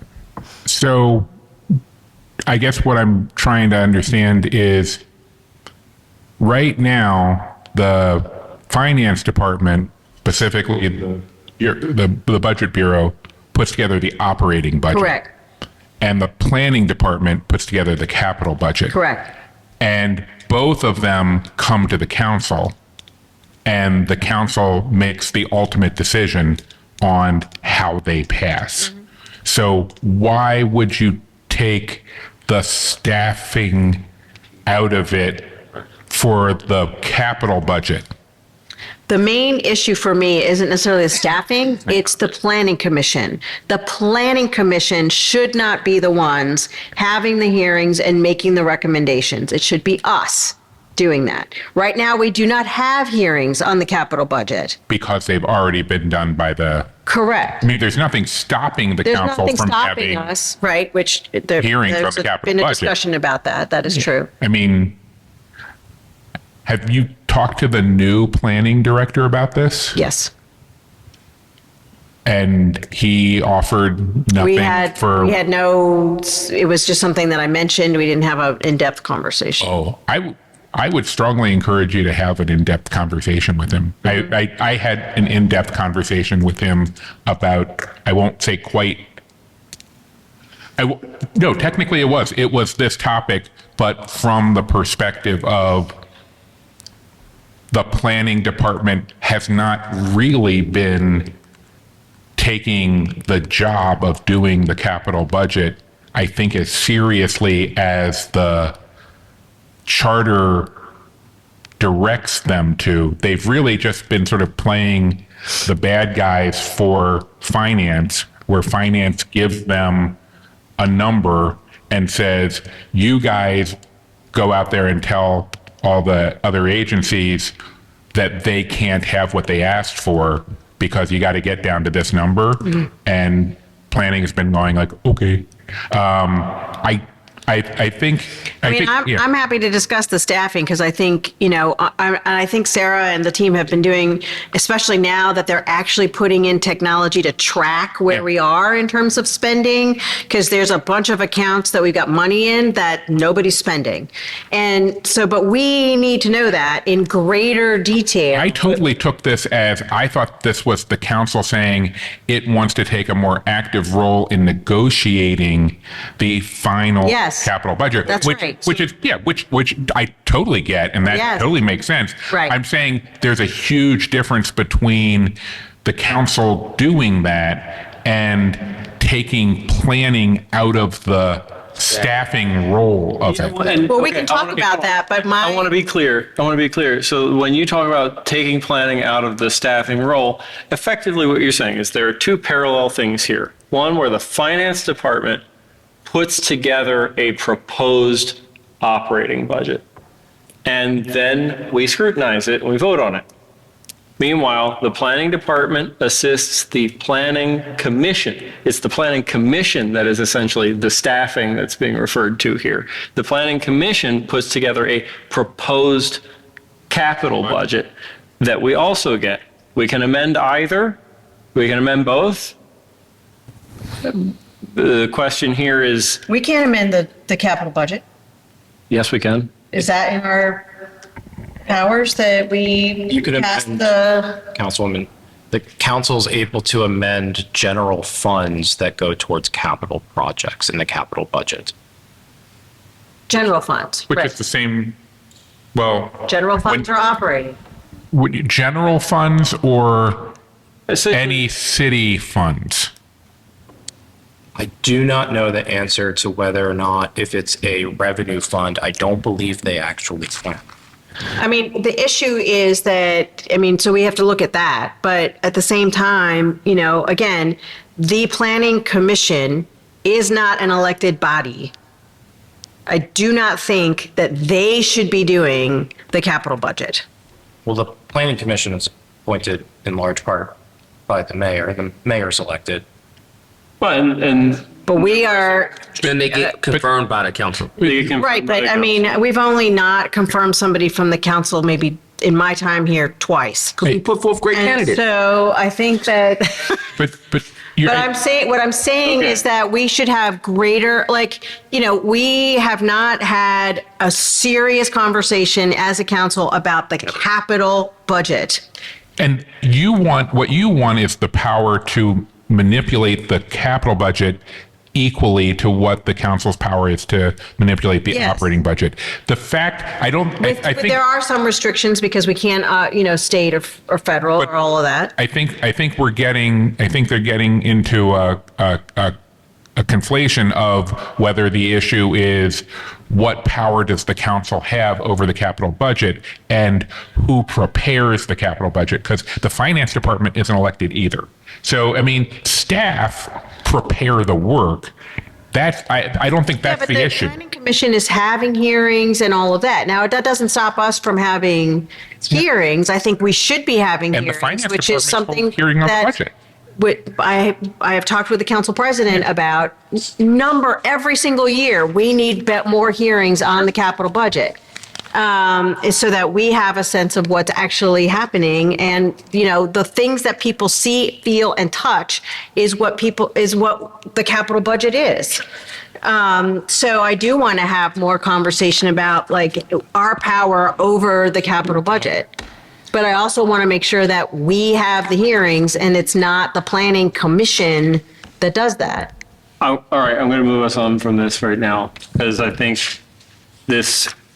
I'd like to see personally a fleshed out proposal on this. Okay, Yes. that's fine. I don't have it, but I can do that. Because I think this is like a monumental shift and a really big shift away from what I think is common.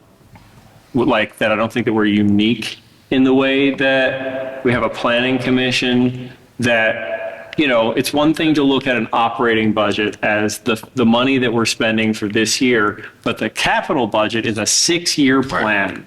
And one of the reasons that it's so complicated to move money, local dollars, is because the local dollars that we're programming this year are local dollars that often accrued over several years of putting money aside in order to then be able to leverage that local dollar in order to get 3 or 4 time matching money from the state or for the federal government. And that it takes that long range planning on it. And, I think that's a complicated process. It's a big picture thing. And that is like, But that is the stuff of planning. And that's why we have a planning department and a planning commission to oversee the work of the planning department as like the convener of making sure agencies put together their proposal each year for how we revise that 6-year plan. I think that that's very common. And if we're gonna spend more time going into it, I totally hear the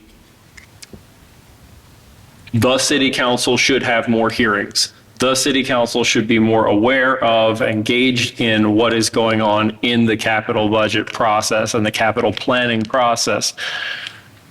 The idea of like completely shifting or substantially shifting away from the idea of planning department, planning commission being in charge of preparing that in general is monumental, I think. And I'd like to see a fleshed out proposal on that. Well, just to say though, that when we pass the budget, we don't pass the 6-year plan. We pass what we're going to be going and doing that fiscal year. Sure. Yeah, what we're gonna put aside. So so that's, I think, important. I mean, I think that we just, I'd like to just be able to have a lot more, thinking, control over the capital budget, which we do not have. Okay. Mr. Chair, just one more thing, not on the capital budget, but just in general. At what point do we get more of a, like, I seen what the councilman just passed around on, because I'm assuming this is yours. This is the second to last one. Right, on the split rate thing. But at what point do we actually get like a proposal like that to actually like be able to really deliberate on what's actually being proposed versus like talking about things in like kind of like theoretical, what it could look, I be? think here we've laid out kind of like, we're trying to suss out whether things have So that then we. we're trying to suss out whether things fall into this bucket of there is consensus among the council and the administration. There is consensus among the council, but not necessarily with the administration. There is not consensus among the council. So these are just the general ones to do that. Okay, I just didn't know because I want us to that's start what we're doing that. That's what Got we're it. doing here, kind of first and foremost. Yeah. And I think it's implicit when we have something that's this complex that it's like we can't have consensus about something that's so complex that we need a proposal to start having more consideration about. I think for my part, this is one where like we should probably take efforts to get the council more engaged in the process as it exists today and start thinking about longer term, like 2028, if this is something that there needs to be a more kind of monumental shift around. Councilman Blanchard's kid has a third birthday today, and I think he's got to leave pretty shortly. We only have a few other things on here. I'm just going to skip over. We're only skipping over one thing right now in order to give him the floor to talk about land value tax shift. He's distributed some good information, good compiled information here. You want to talk about this?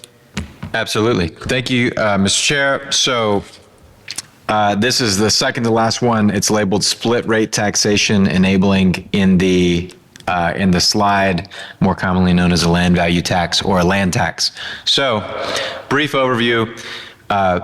In your property taxes, the rate that you pay on the improvement on the property, say if you're a homeowner, on the home is 2.248 cents for every dollar. The rate that you pay on the land underneath the home is 2.248 cents for every dollar. In the state of Maryland, we actually break out, as that theoretically breaks out how much the property is worth versus how the improvements are worth versus how much the land is worth. So if you were to have different rates so that the land would be a higher rate than the improvements, let's say the rate on the land would be twice as much, then you could lower the rate on the improvements and still get the same amount of money, right? The reason you might want to do that, if you did that, so if you said, let's raise the tax on land and lower the tax on improvements, who would win? Homeowners and people who operate productive businesses and whatnot. So who would lose? It would be our classic bad guys in the city, vacant lot owners, vacant building owners, but also things that just aren't very efficient financially sustainable wise. So surface parking lots, gas stations, things that take up a lot of space and don't pay a lot of property taxes, they would lose here, okay? So we would have the tax burden getting shifted from homeowners and people who are owning productive businesses and getting shifted onto these other less valuable and probably ones that we would prioritize less, that shift would be getting put onto them. So just briefly for MOGR, considering if the mayor would support this is like, I think if the clouds open up and God said, hey, Mr. Mayor, I saw your 10-year plan and here's like what you should do to help make it easier to lower the tax burden on homeowners, which I'm hearing you say, this is that.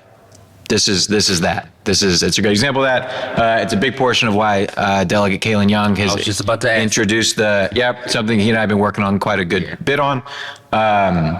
Is the enabling legislation on the state level for this. It does this and one other related thing with property taxes. And he's putting that in this session? Yes, he has that for the city enabling, and then Delegate Von Stewart from Montgomery County is going to be introducing a statewide enabling bill for the land value tax, statewide. So that's the overview here. The questions that I have as due outs for law.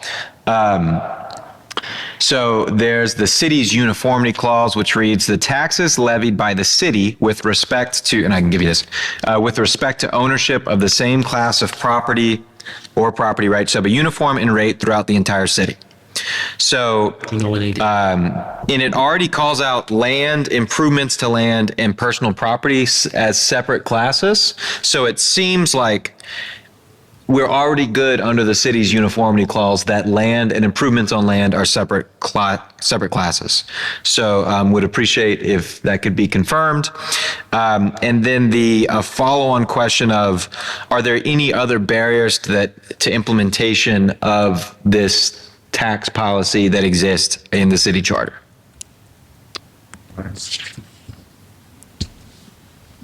So, and I'm a big fan of this. It is my understanding. We're off to a great start. Yeah, I'm a big fan of this. That was easy. But it is my understanding that, like, for this to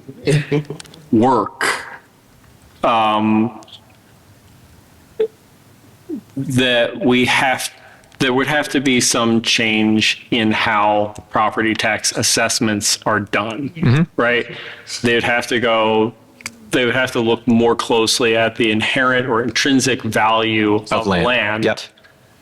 And be more thoughtful and accurate in how they do that.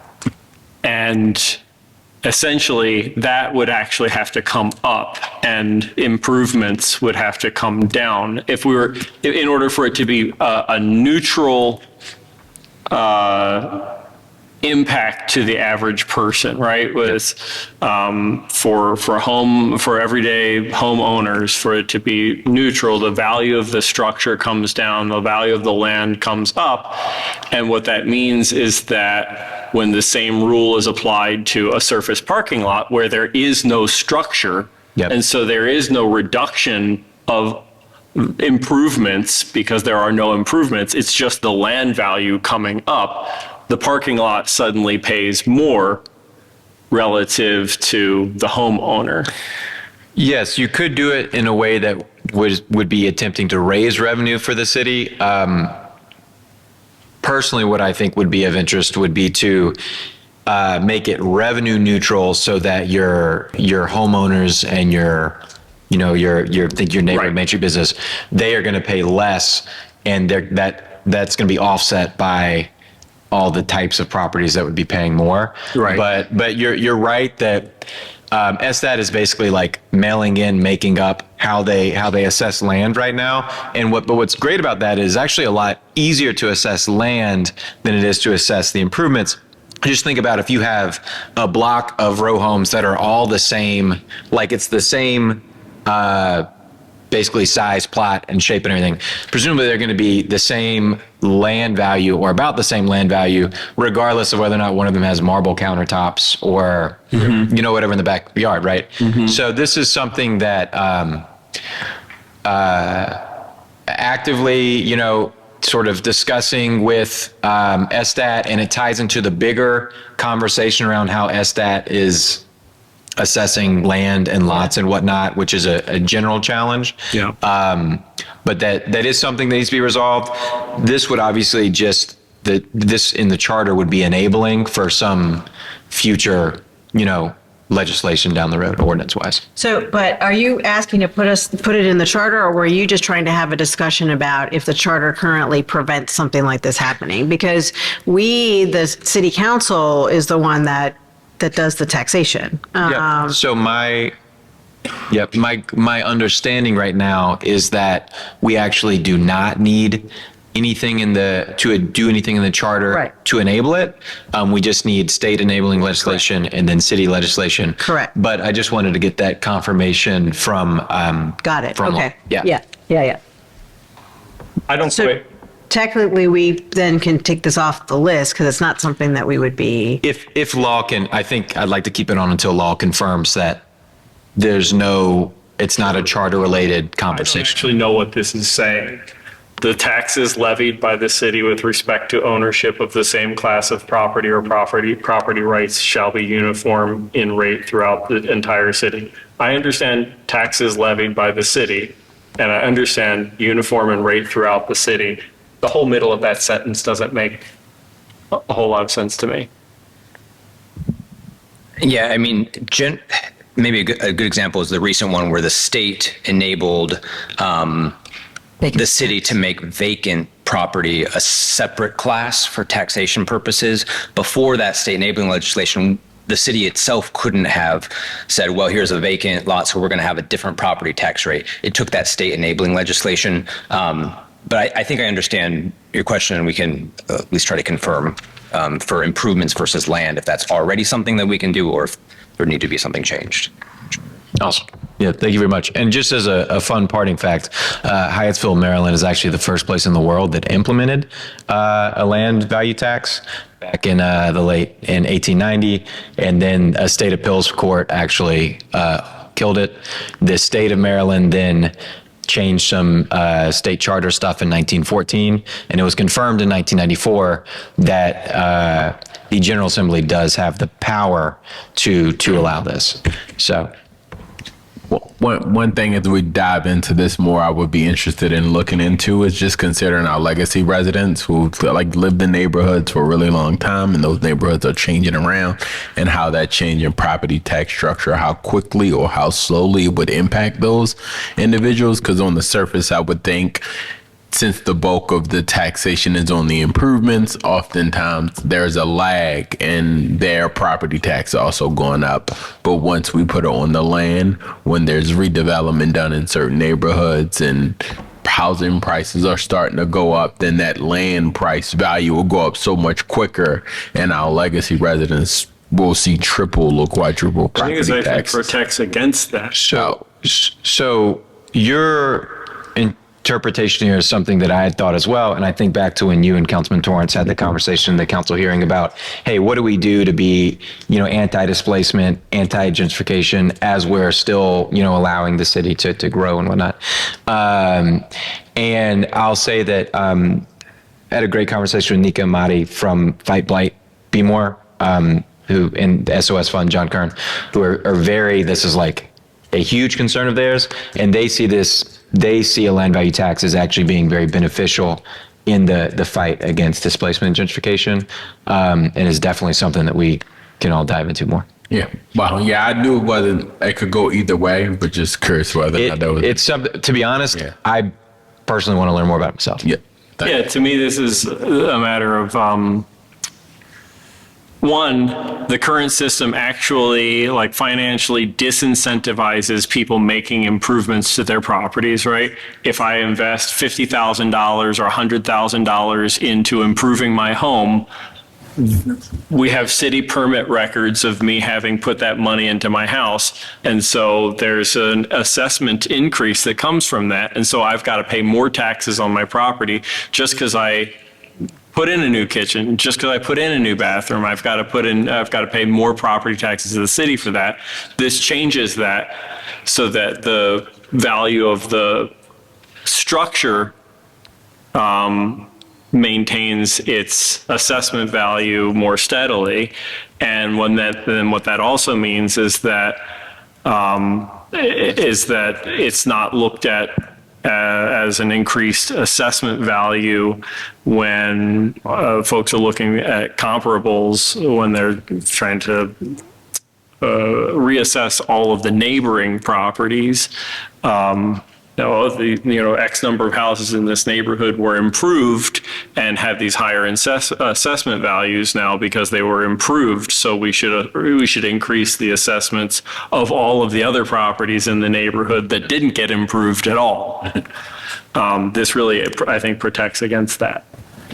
And it promotes density, and you love density. And I like density, as it turns out. It's like your love of density is epic and will be the thing of legend. I think it'll be a good discussion in the General Assembly. He's going to do just this, or is he going to do the bill that he initially put in? So Delegate Young's bill, I believe, is going to allow both this and varying between residential and commercial but there is the statewide bill that is also likely going to be introduced is going to be just for enabling a land value tax in all of the counties.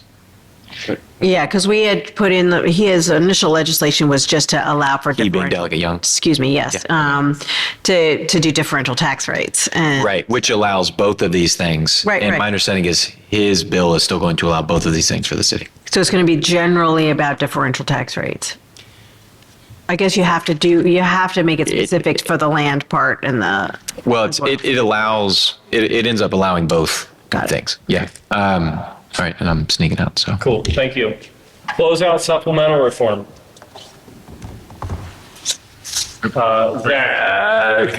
Close out supplemental reform. Can we? That was the council president. Yeah, Jeff, can you pass that microphone over here? And then can you and Ben share that mic?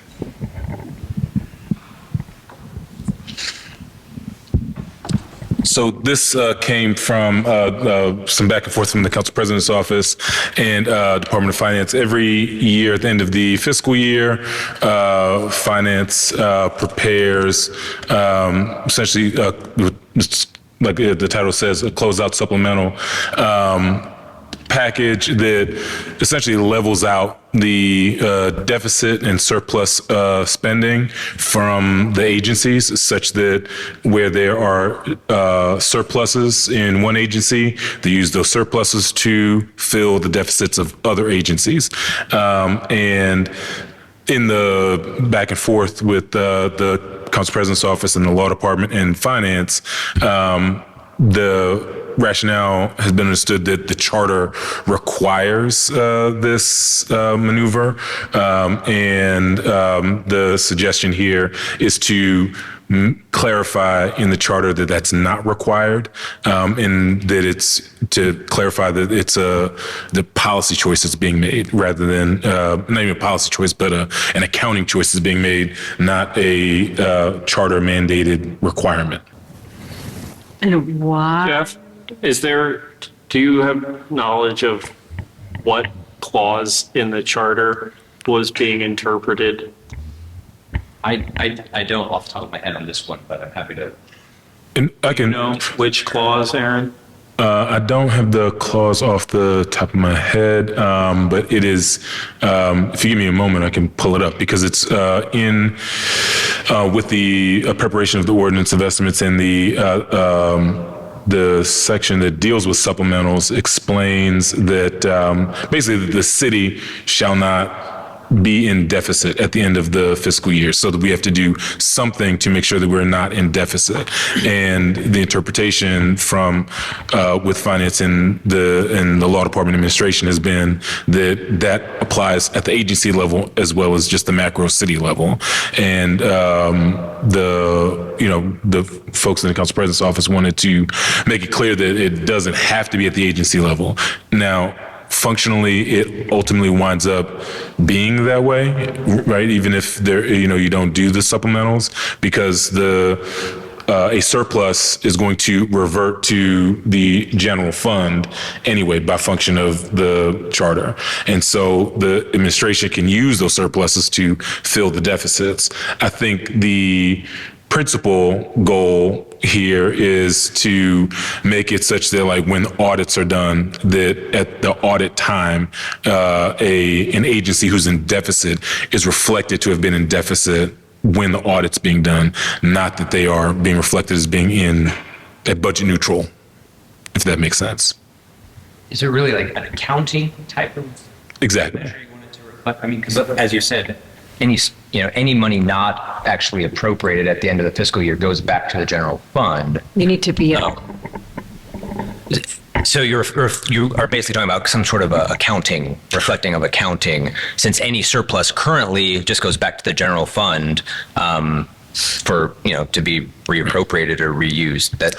That's my understanding of it. Yes, because and I'll pull it up. Right, it's in Article 6, Section 8, deficiencies, supplementary appropriations. Yeah. And that paragraph for A in deficiencies is where it's explaining that basically the city can't end the year in deficit, and it allows for supplementals to be used to address deficiencies in agency spending, deficits, excuse me. What this charter amendment is just to clarify that it's not a requirement to do it. It's not to say that the city can't do it. It's just saying that the city there'd be language that would clarify it's not required to do this at the agency level. That's all this was about.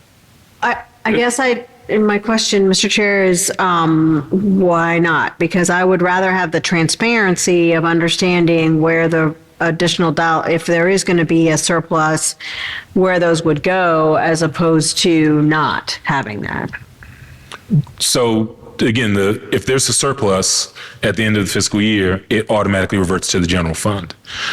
And so then These are bills that say we're transferring $1 million that was unspent by the Department of Transportation to Rec and Parks, who overspent by $1 million. Correct. And and it's just a series of bills that do that, or like one bill that does that, moving a bunch of money from a bunch of different agencies. I forget exactly. No, That's right. it's individually done with the one, with whatever the amount is. That's why we have so many. It's one bill per program. Yeah. So, I mean, there, yes, but I mean, like functionally, yes, you're right. There's, the one bill that says, like you said, $1 million of DOT is going to go to the $1 million of overspend at the fire department. As an accounting measure, then, this, and as a transparency measure, right, there could just as well be one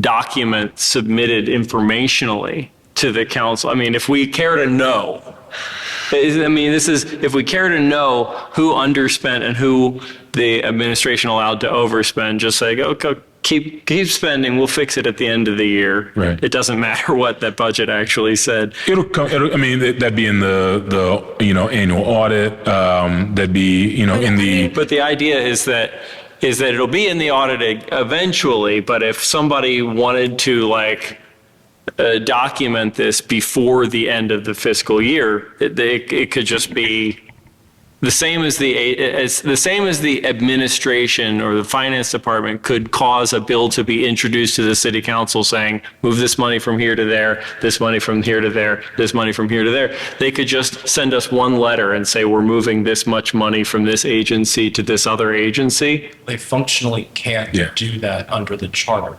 Right. Because only money is appropriated under the ordinance of estimates may only be spent by that agency in that program. That's what I thought. So in order to transfer the monies between agencies, it must be done by a supplemental. Right.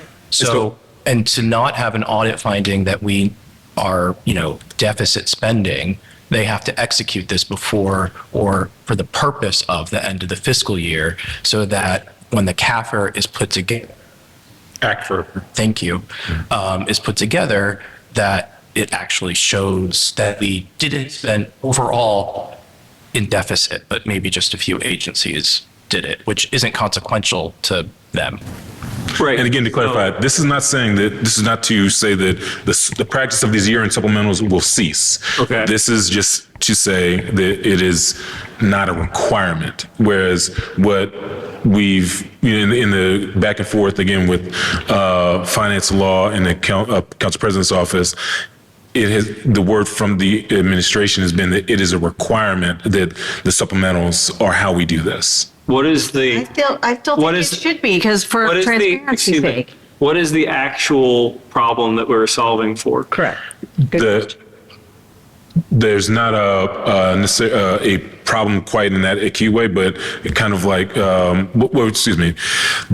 issue that's addressing is that at the end of when there's an audit being done of the agency spending, that those that are in deficit aren't artificially shown to have been in balance. That's the only, and again, the administration could still do that if they want to in this proposal, but it's saying that it's not a requirement. Is this written out? You have a written proposal for this? I think we do have it written out, but we can pull it up for make sure you. we get that distributed. Sure. Right, because I don't actually understand why we wouldn't want to have transparency in doing it the way that we're doing it. But I can understand, look, I can understand the feeling of the city council being treated as superficial, essentially. Like, I don't like the idea that an agency can just spend beyond the budget that we passed for them, and that the administration just says after the fact, don't worry about it, we'll send a supplemental and take this money from somewhere else and give it to you after the fact at the end of the year. I was here when we had some fight over that, where the city council was just like, we're not going to pass these supplementals because we didn't approve this and you didn't come to us ahead of time to ask for our approval, and you're not supposed to spend money without our approval in advance. I like that. I don't like being treated as as if that rule doesn't exist. Yeah, I don't like being a rubber stamp, and And it seems to me like that's the point here, is that if the money's already been spent in a way that we didn't approve in advance, then we shouldn't even be asked to approve it after the fact. That's not how things should work. No, I get that, but then who then approves the fact that they're going to move money around? So it wouldn't, the money would not get moved, basically. It would be. So it's just going to sit there and be folded over to the next year? It would, so again, the surplus automatically goes to the general fund. Right. And so we're at the end of the fiscal year, and whoever has a surplus, that's reflected and shows that they had the surplus. Whoever's in deficit, it's shown that they had the deficit. And then the council can, at that point, the council is, I think more part of what it is also is giving the council more transparent information, honestly, so that the council can make different recommendations about the budget. Because another thing I know that colleagues in the council president's office would say about this is that this also gets to the question of whether the adequacy of a proposed budget in the ordinance of estimates, because every year the agencies that are in deficit require the same supplementals. Not the same amount, but it is, I think, year over year, the same agencies that are overspent. And so the question that gets raised there is, well, are we budgeting enough for those agencies? Yeah, but this does not solve that problem. What this does is basically say, great, we have a surplus in, I'm just making this up, BSIT, and we're going to use it, and it's going to sit there. They're not going to spend it. It's going to sit there. And then Rec and Parks doesn't have an amount to be able to utilize to keep its rec center open. And so we're just going to keep the money in the general fund, and then I guess use it as part of the next year's budget.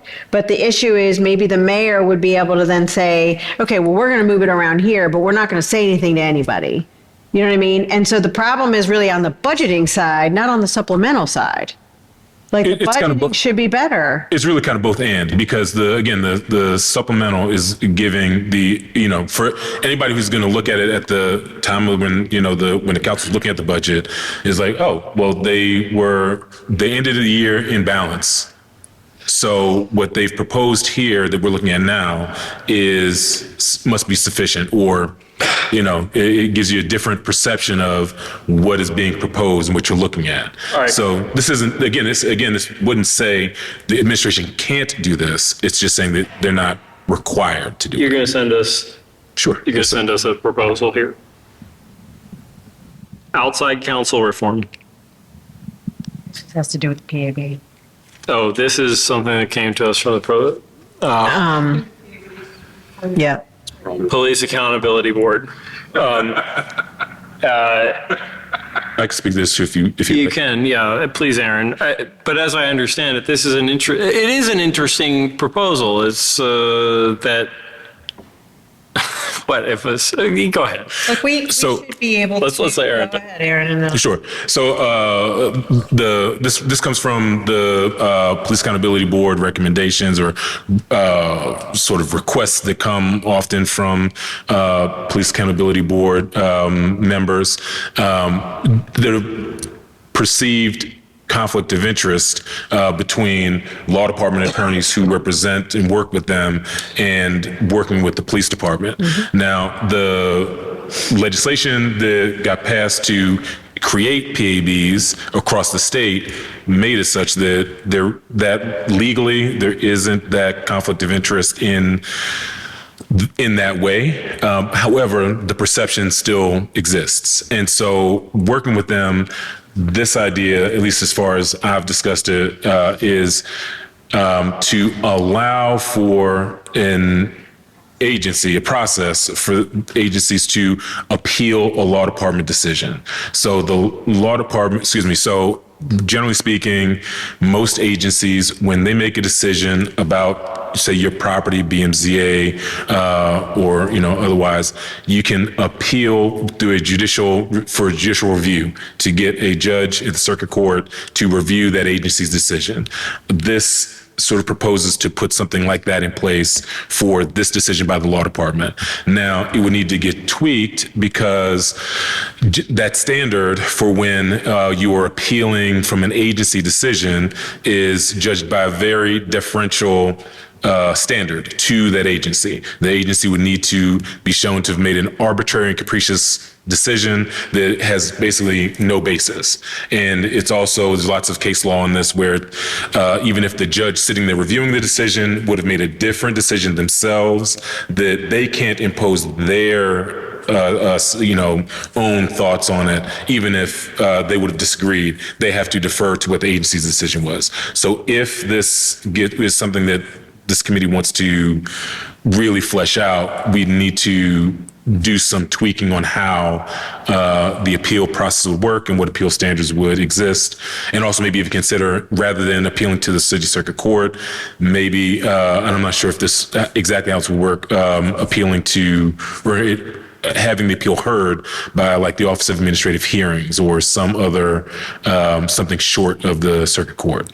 It's okay. So this is both bizarre and unique because it's only about appealing a decision of the law department as to whether or not the law department itself has a conflict of interest in a decision-making process. It's essentially the Police Accountability Board is not satisfied that the lawyers assigned to them from the city law department are to be trusted as their own judge as to whether or not the city's lawyers, these lawyers, have a conflict in some decision that they've made here. It's not, and that's just frankly the only case where I could see this, like. I could give you a very, very prominent one. Okay, but okay, so. The Board of Estimates took up the mayor's conduit deal a couple of years ago, and the Board of Estimates rules clearly say that quorum is all 5 members of the board. So the council president and the comptroller did not go to the meeting where they wanted to pass the deal, and the other 3 members of the board met illegally, as far as I'm concerned, and passed it. And the law department opined some,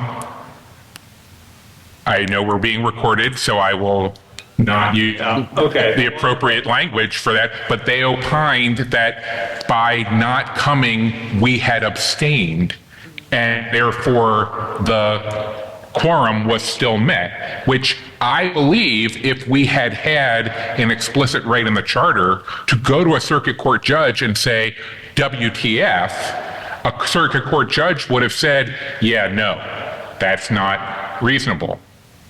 But we don't have any other recourse right now, as I understand it, in a situation like that where the law department simply opines, this is what we're doing and this is why, and you can't get the attorney general even to be willing to step in and say, that's not right, because that's not politic. The only people who are ever going to take this on are going to be the circuit court. Ben, is there something to add into the microphone?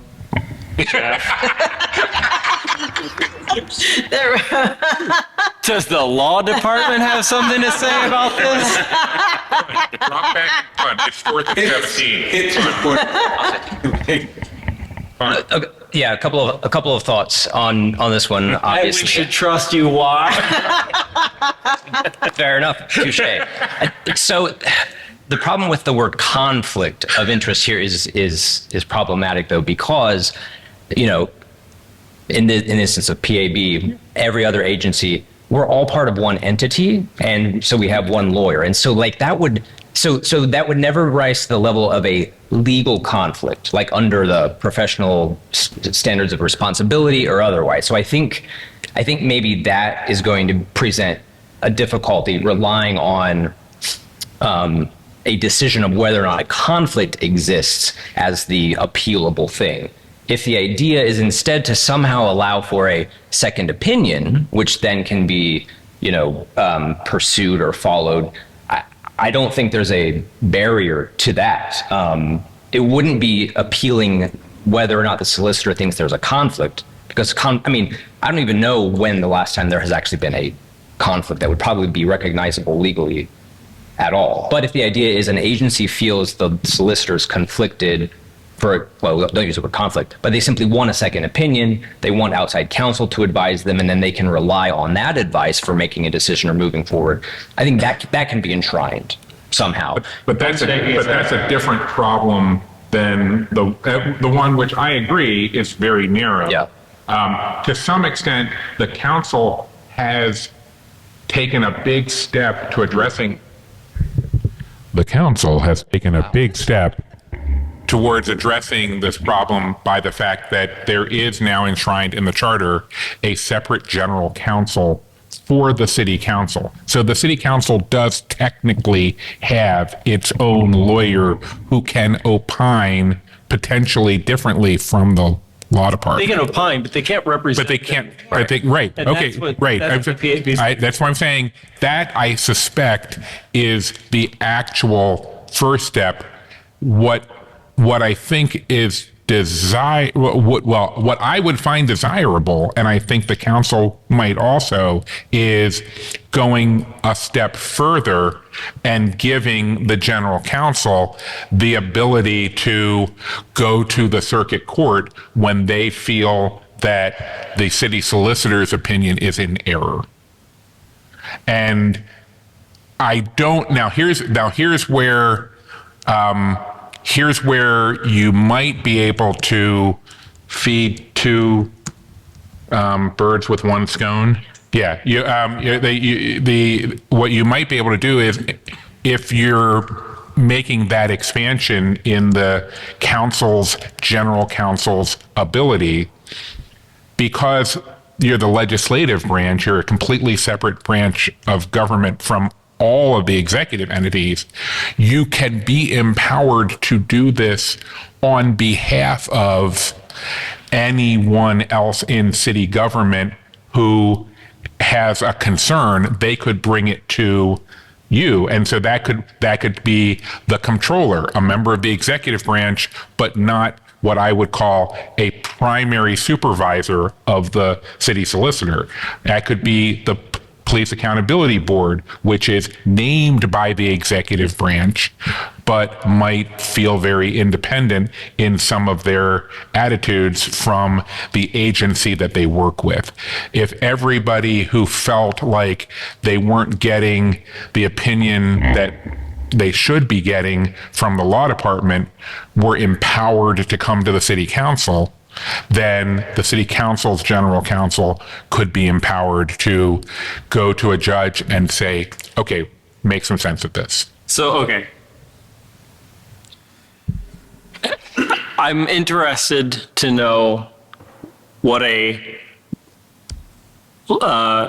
legally sufficient and practicable thing that addresses this concern would look like. Because it doesn't actually say conflict. I need Ben Guthorn to say something because he's shaking his head in different directions at different points. I'm interested to do some research whether or not any other jurisdiction has found a way to provide standing in a circumstance where a member of the corporate entity, the mayor and city council of Baltimore, Distrusts the corporate entity itself. is allowed Yeah. to take their conflict, perceived or otherwise, to the judiciary and have the judiciary determine the outcome of an internal disagreement inside of that corporate entity. Yeah, I mean, I think that's another point here is that there's separation of powers and levels of government here. And I really think there'd be a huge barrier in going outside. I mean, again, the idea of getting some kind of second opinion, getting some kind of outside counsel with a firewall, that all may be fine, but requiring the judiciary to do anything by our charter or code is going to be problematic.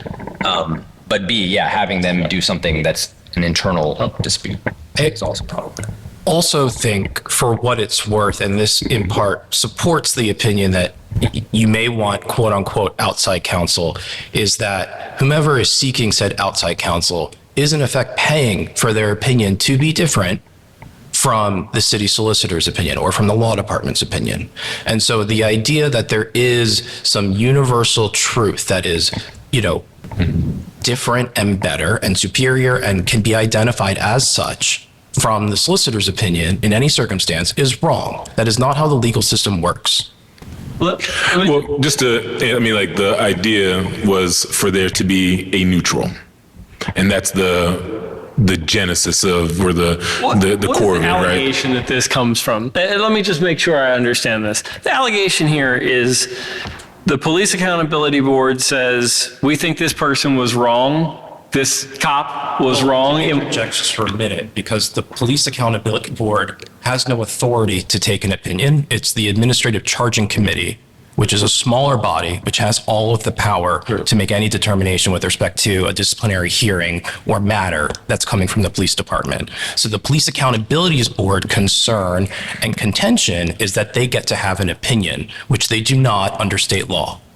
So it's not, this starts before the Police Accountability Board with the Civilian Review Board. When I think you were on the council years ago, when the Civilian Review Board at that time, I think under now Senator Joan Carter, they went and tried to, and kind of did, retain outside counsel, outside of, illegally, so to speak, right?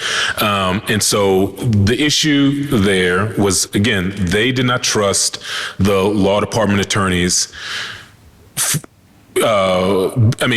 Basically, almost just basically based on the name. They were coming from the city law department, and they couldn't reconcile the fact that the city law department could represent both them and the law department, or that they would be the same entity, even though it's different people, would be providing them advice and representation. And the police who are being charged. Correct, exactly. Right. Okay. That's why when I started my comments saying that the relatively new legislation that establishes the police accountability boards actually now makes the Police Accountability Board and the Administrative Charging Committee sort of within, not housed at the police department, but they're superior to the police department. And they have a right to access the files and the documents that the Civilian Review Board did not, based on the way that structure worked. And so this is very much about the perception of the conflict of interest. And that's why I was saying to Jeff's point that conflict there would need to be tweaks and changes to how how this process would work, because a legal conflict a traditional legal reading doesn't actually exist, but we need to figure out ways to allow this to happen. Do you believe that the Police Accountability Board or their chair or whomever is up to the task of writing us a 1-pager or a 2-pager explanation on this? What's in the report? It's on the report. Right. If there's a report, I'd love to see it. But I also want to make sure on what they want and why they want it. The bottom line, they want the ability to retain outside counsel, period. Not all the time. Sometimes, depending on what the issue is, they may ask for there to be, sometimes in the conversations, they do want there to be a budget appropriation, so they have permanent independent counsel for their own. But I think if you have the conversation with them at different times, they may be amenable to, a process by which they can I think we would appeal also need a outside little bit counsel. of clarity as to what cases do they feel like they need to have outside counsel? Because Ben is right. I mean, I want it in writing. Okay. I want it in writing. That's it. I want it in writing. I don't, it's too murky. It's too, yeah. Because if we're any other agency, they would never, no other entity of city government would dare say, I don't trust the law department. And say, okay, great. Well, go find another job because you no longer work for the city of Baltimore. And the I mean, I do understand where, because we've run into it before, where we're like, well, wait a second, do they represent us or do they represent, the mayor's office? And so, Represent the mayor and the city Microphone. council. Yeah. Okay, wait, I want to just be real about that, though. The law department legally represents the mayor and city council, but the practical reality is that if there is a political disagreement between different parts of the corporate entity of the mayor and city council, the law department is going to defend with like tooth and nail the political position of the mayor. Absolutely, which is why somebody would run for mayor, win that office, and choose their solicitor. okay. Yeah. Also, but I think that's where the PAB is coming from Yeah. too. It's like, well, if the lawyers for the PAB are the same lawyers that are representing the cops that are probably accused of doing bad stuff, Well, they're not. how does that work? They're not. I don't, hold on. I don't But they know. are. The department is represented by attorneys that work for the city. The individual members in a disciplinary hearing are not. That's like saying HR would support me in what they're bringing against me. That's just not true. All right. And I'll make this other distinction. I don't know how it would work with the Police Accountability Board in terms of like a member of the public having general standing. But I think that even in the case the comptroller gave about a decision of the Board of Estimates, I would think that a member of the general public would have standing to know.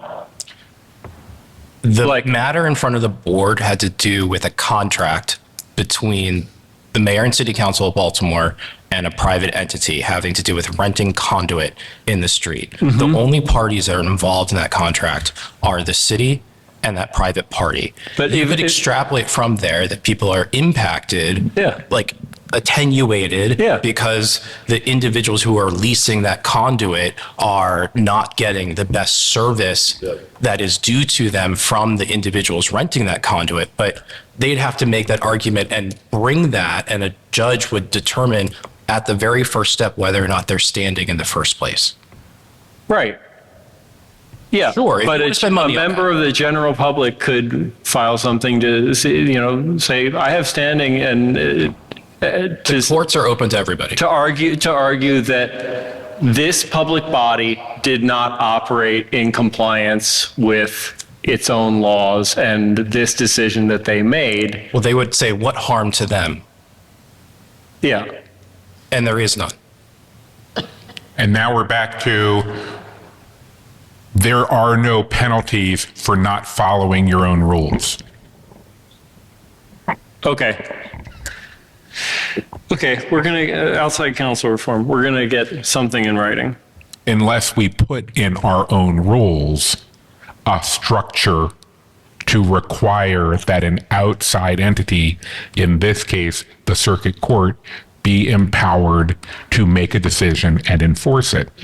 And we already have that for other things in the charter where things can be appealed to the circuit court after they're, after it's gone to the BMCA, or we have some stuff that goes to, I think, agency heads and then goes to the circuit court. So I'm just saying, having it explicitly in the charter that there's some other process by which those individual components of the corporate mayor and city council can take issue with the opinions of the law department or the actions of the rest of the corporate body and appeal that to an impartial judge, I think would be beneficial. Okay. Noted. We had a couple of other topics that were brought up at the last meeting. We've reached the end of the initial list of topics. It's 6:38. I think that the ones that were submitted online before were largely redundant of things that were already on this list, or just on the surface we looked at and deemed to be essentially non-charter material, that they were policy setting, that they don't belong in the charter, like creating a rule for the city, for how the city council operates with respect to hearings on bills. There was another one in that list that I kind of touched on. The only two things that I think I'd just like to touch on here. The one in particular is term limits. I dare to say I think that the council would be able to find a majority interested in repealing the term limits. Agreed. And I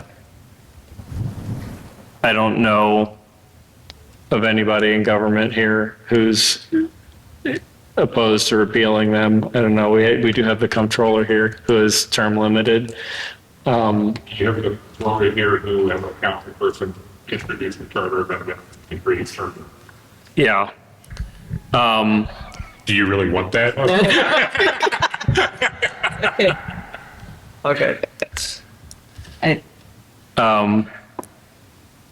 The fact that came from another entity or whatever is actually a good thing. So for us to consider. That one came from me. Oh, okay. But I know that there are other council members interested in repealing it. My sense has always been that it's something that did not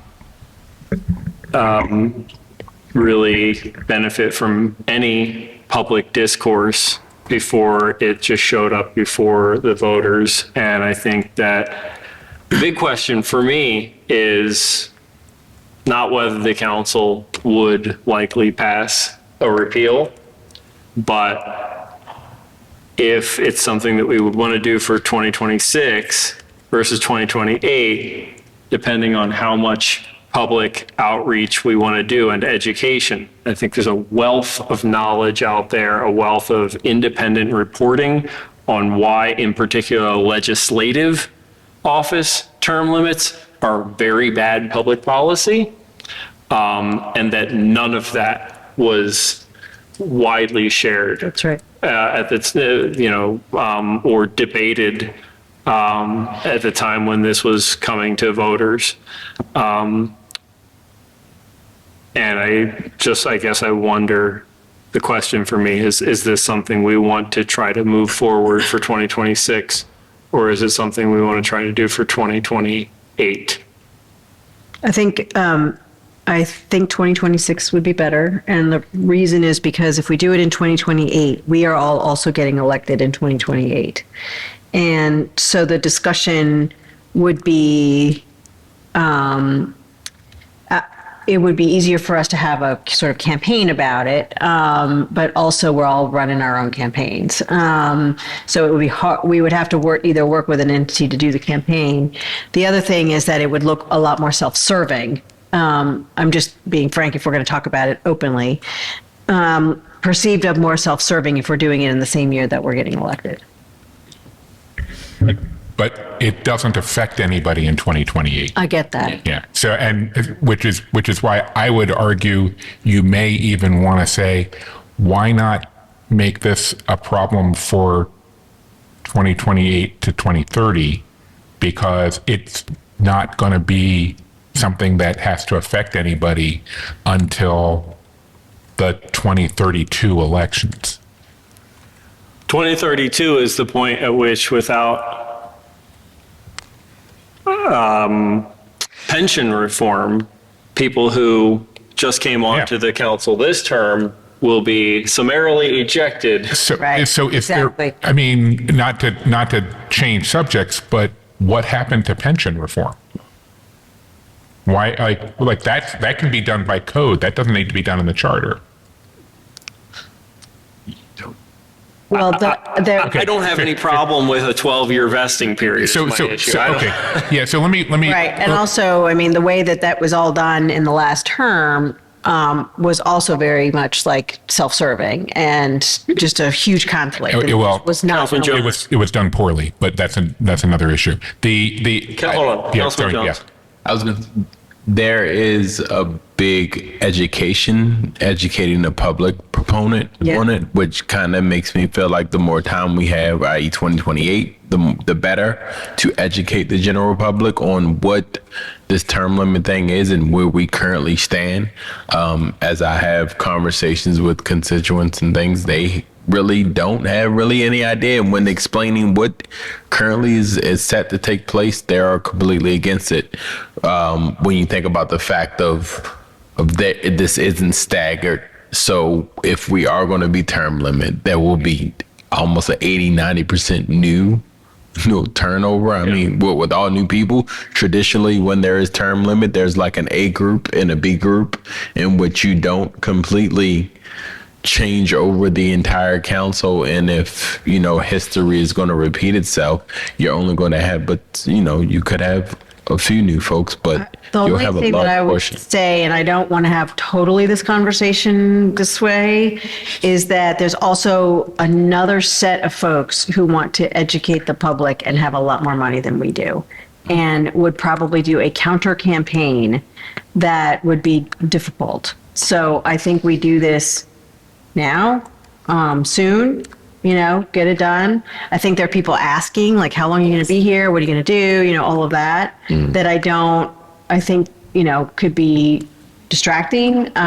So I don't like this current, what we have been dealt, because it is, like you said, everybody's gone in 8 years, and that makes no sense.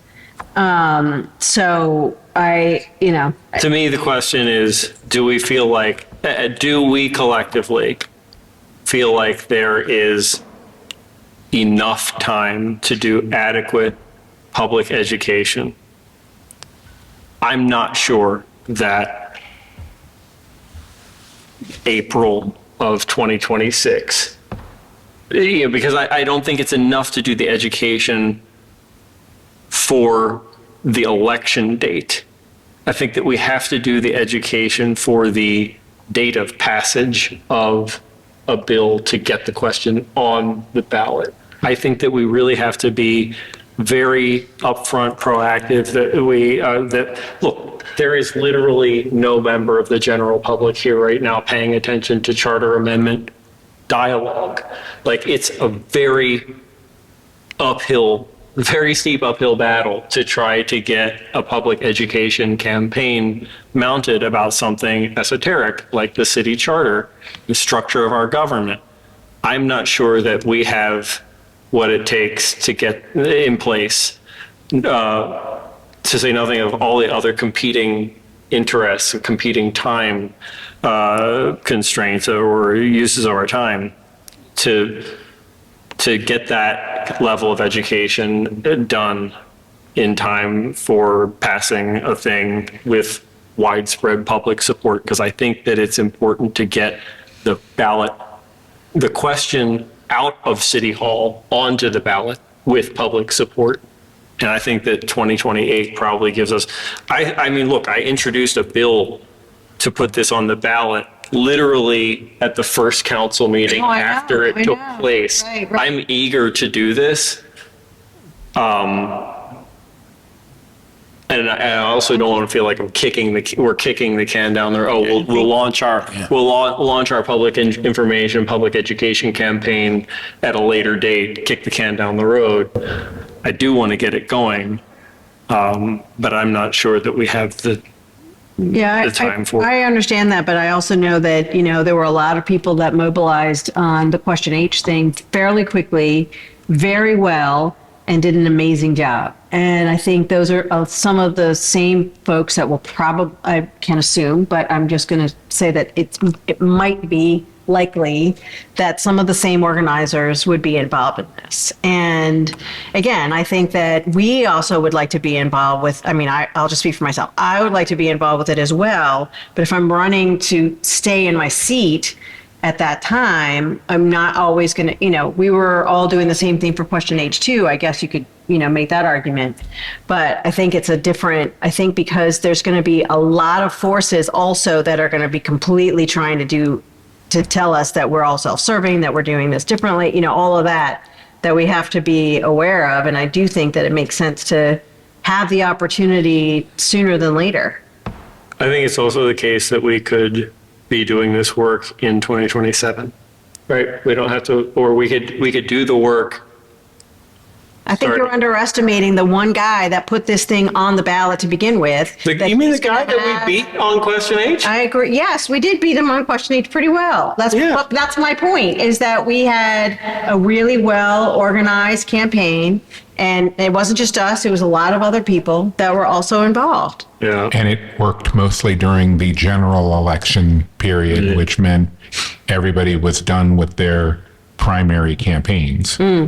So that's when the real work of a ballot campaign is. Right, happens so, in the general. Yeah. You can, I don't think you're going to find yourself logistically conflicted doing this in the same election year as running for reelection, because you run for reelection in the spring and then you run to support ballot initiatives in the summer and fall. I totally support it. I just think that we're going to also find ourselves with, a lot of other people saying, trying to move the public question, and we have to be ready for that. So doesn't it make sense to have a smaller time frame to get organized and get going than it does, to bear it out after, for 3 years?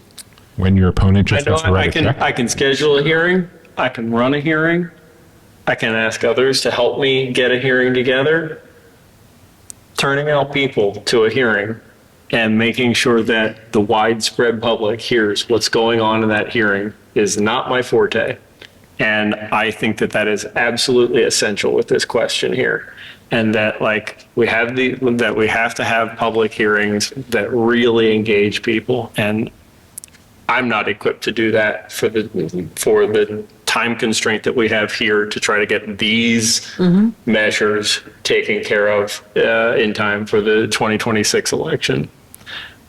I would be interested to know if anybody else thinks that we do have that, and perhaps I could enlist the staff of the council president's office to get a sense from other members about that and from the council president himself. Thank you. Yeah. Okay. I'm not going to delve into the city administrator. I love the city administrator, but I do think that the city administrator's office should be equally accountable to the mayor and to the city council. I don't know that that's a fight that I personally want to fight. You mean to put the city administrator as a separate article in the charter so that it's for both of us, or that similar to what we did with OIG? That the city administrator right now is a clear extension directly of the mayor's office. Understood. And that if it's a purely, essentially apolitical operational kind of role, as I think it is often kind of espoused to be, then it can't be me. You mean like the city solicitor? No, because we can't fire the city solicitor. You can't fire the city solicitor. Right. You can not reappoint the city solicitor. The city solicitor has to be approved, correct? No. No? They have to be confirmed. Yeah, they have to be confirmed. Yeah, they have to be confirmed. Oh, I guess that's right. We did confirm her, yeah. Yeah. But once they're in, they have to be confirmed every 4 years. Yeah. Yeah. Just like the city, just like the city administrator, right? I mean, don't you have to No. reappoint the I city? mean, maybe, reconfirm? but I haven't seen a city administrator appointment come at the beginning of this term. So technically, every appointee under Article 4, Section 6, well, that's the appointment, but the term. Also, I love Faith Leach, and I'd be a fool to think that she isn't watching or listening, or somebody on her behalf isn't watching or listening. Not yet. Oh, not yet. That's right. 2 days from now. So it's term of all mayoral appointees, which include the heads of agencies, et cetera, are coterminous with the term of that mayor, Yeah. period. So- Whether or not they bring them back to you for reappointment, that's for you all to make a fuss about. Repeat that one more time.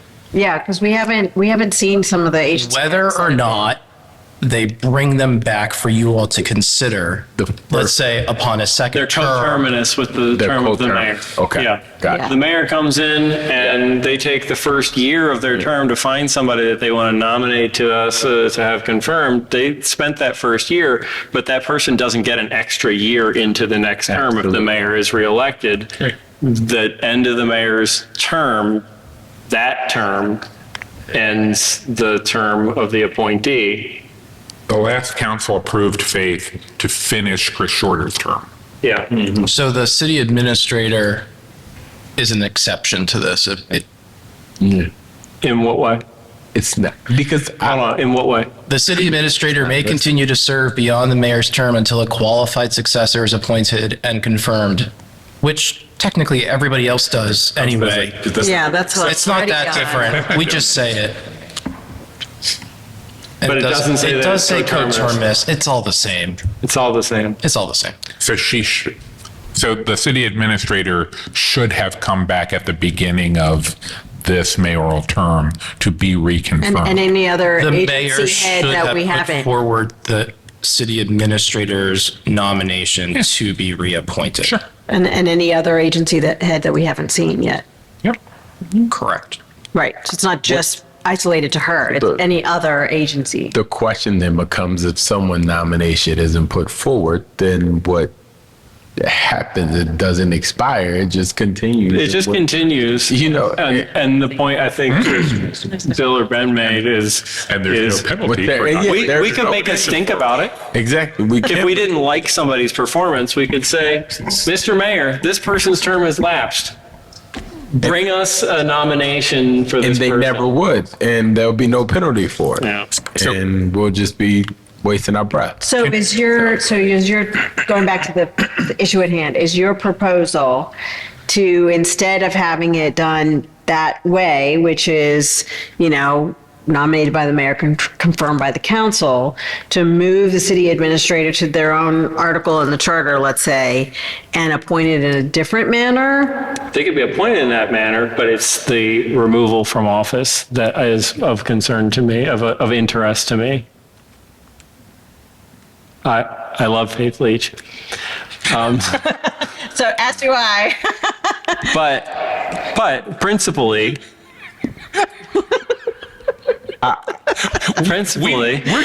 We're voting to bell an anonymous objective cat, not a particular cat, like no specific cat. We love the cat we have, but we'd like to be able to bell a cat in general. yeah. When That's why they want to- I think when I hear about You're it, trying to say that the city administrator should be, because, we are also here to help run the city, and so that the city administrator shouldn't necessarily be an extension of just the mayor's office. Right.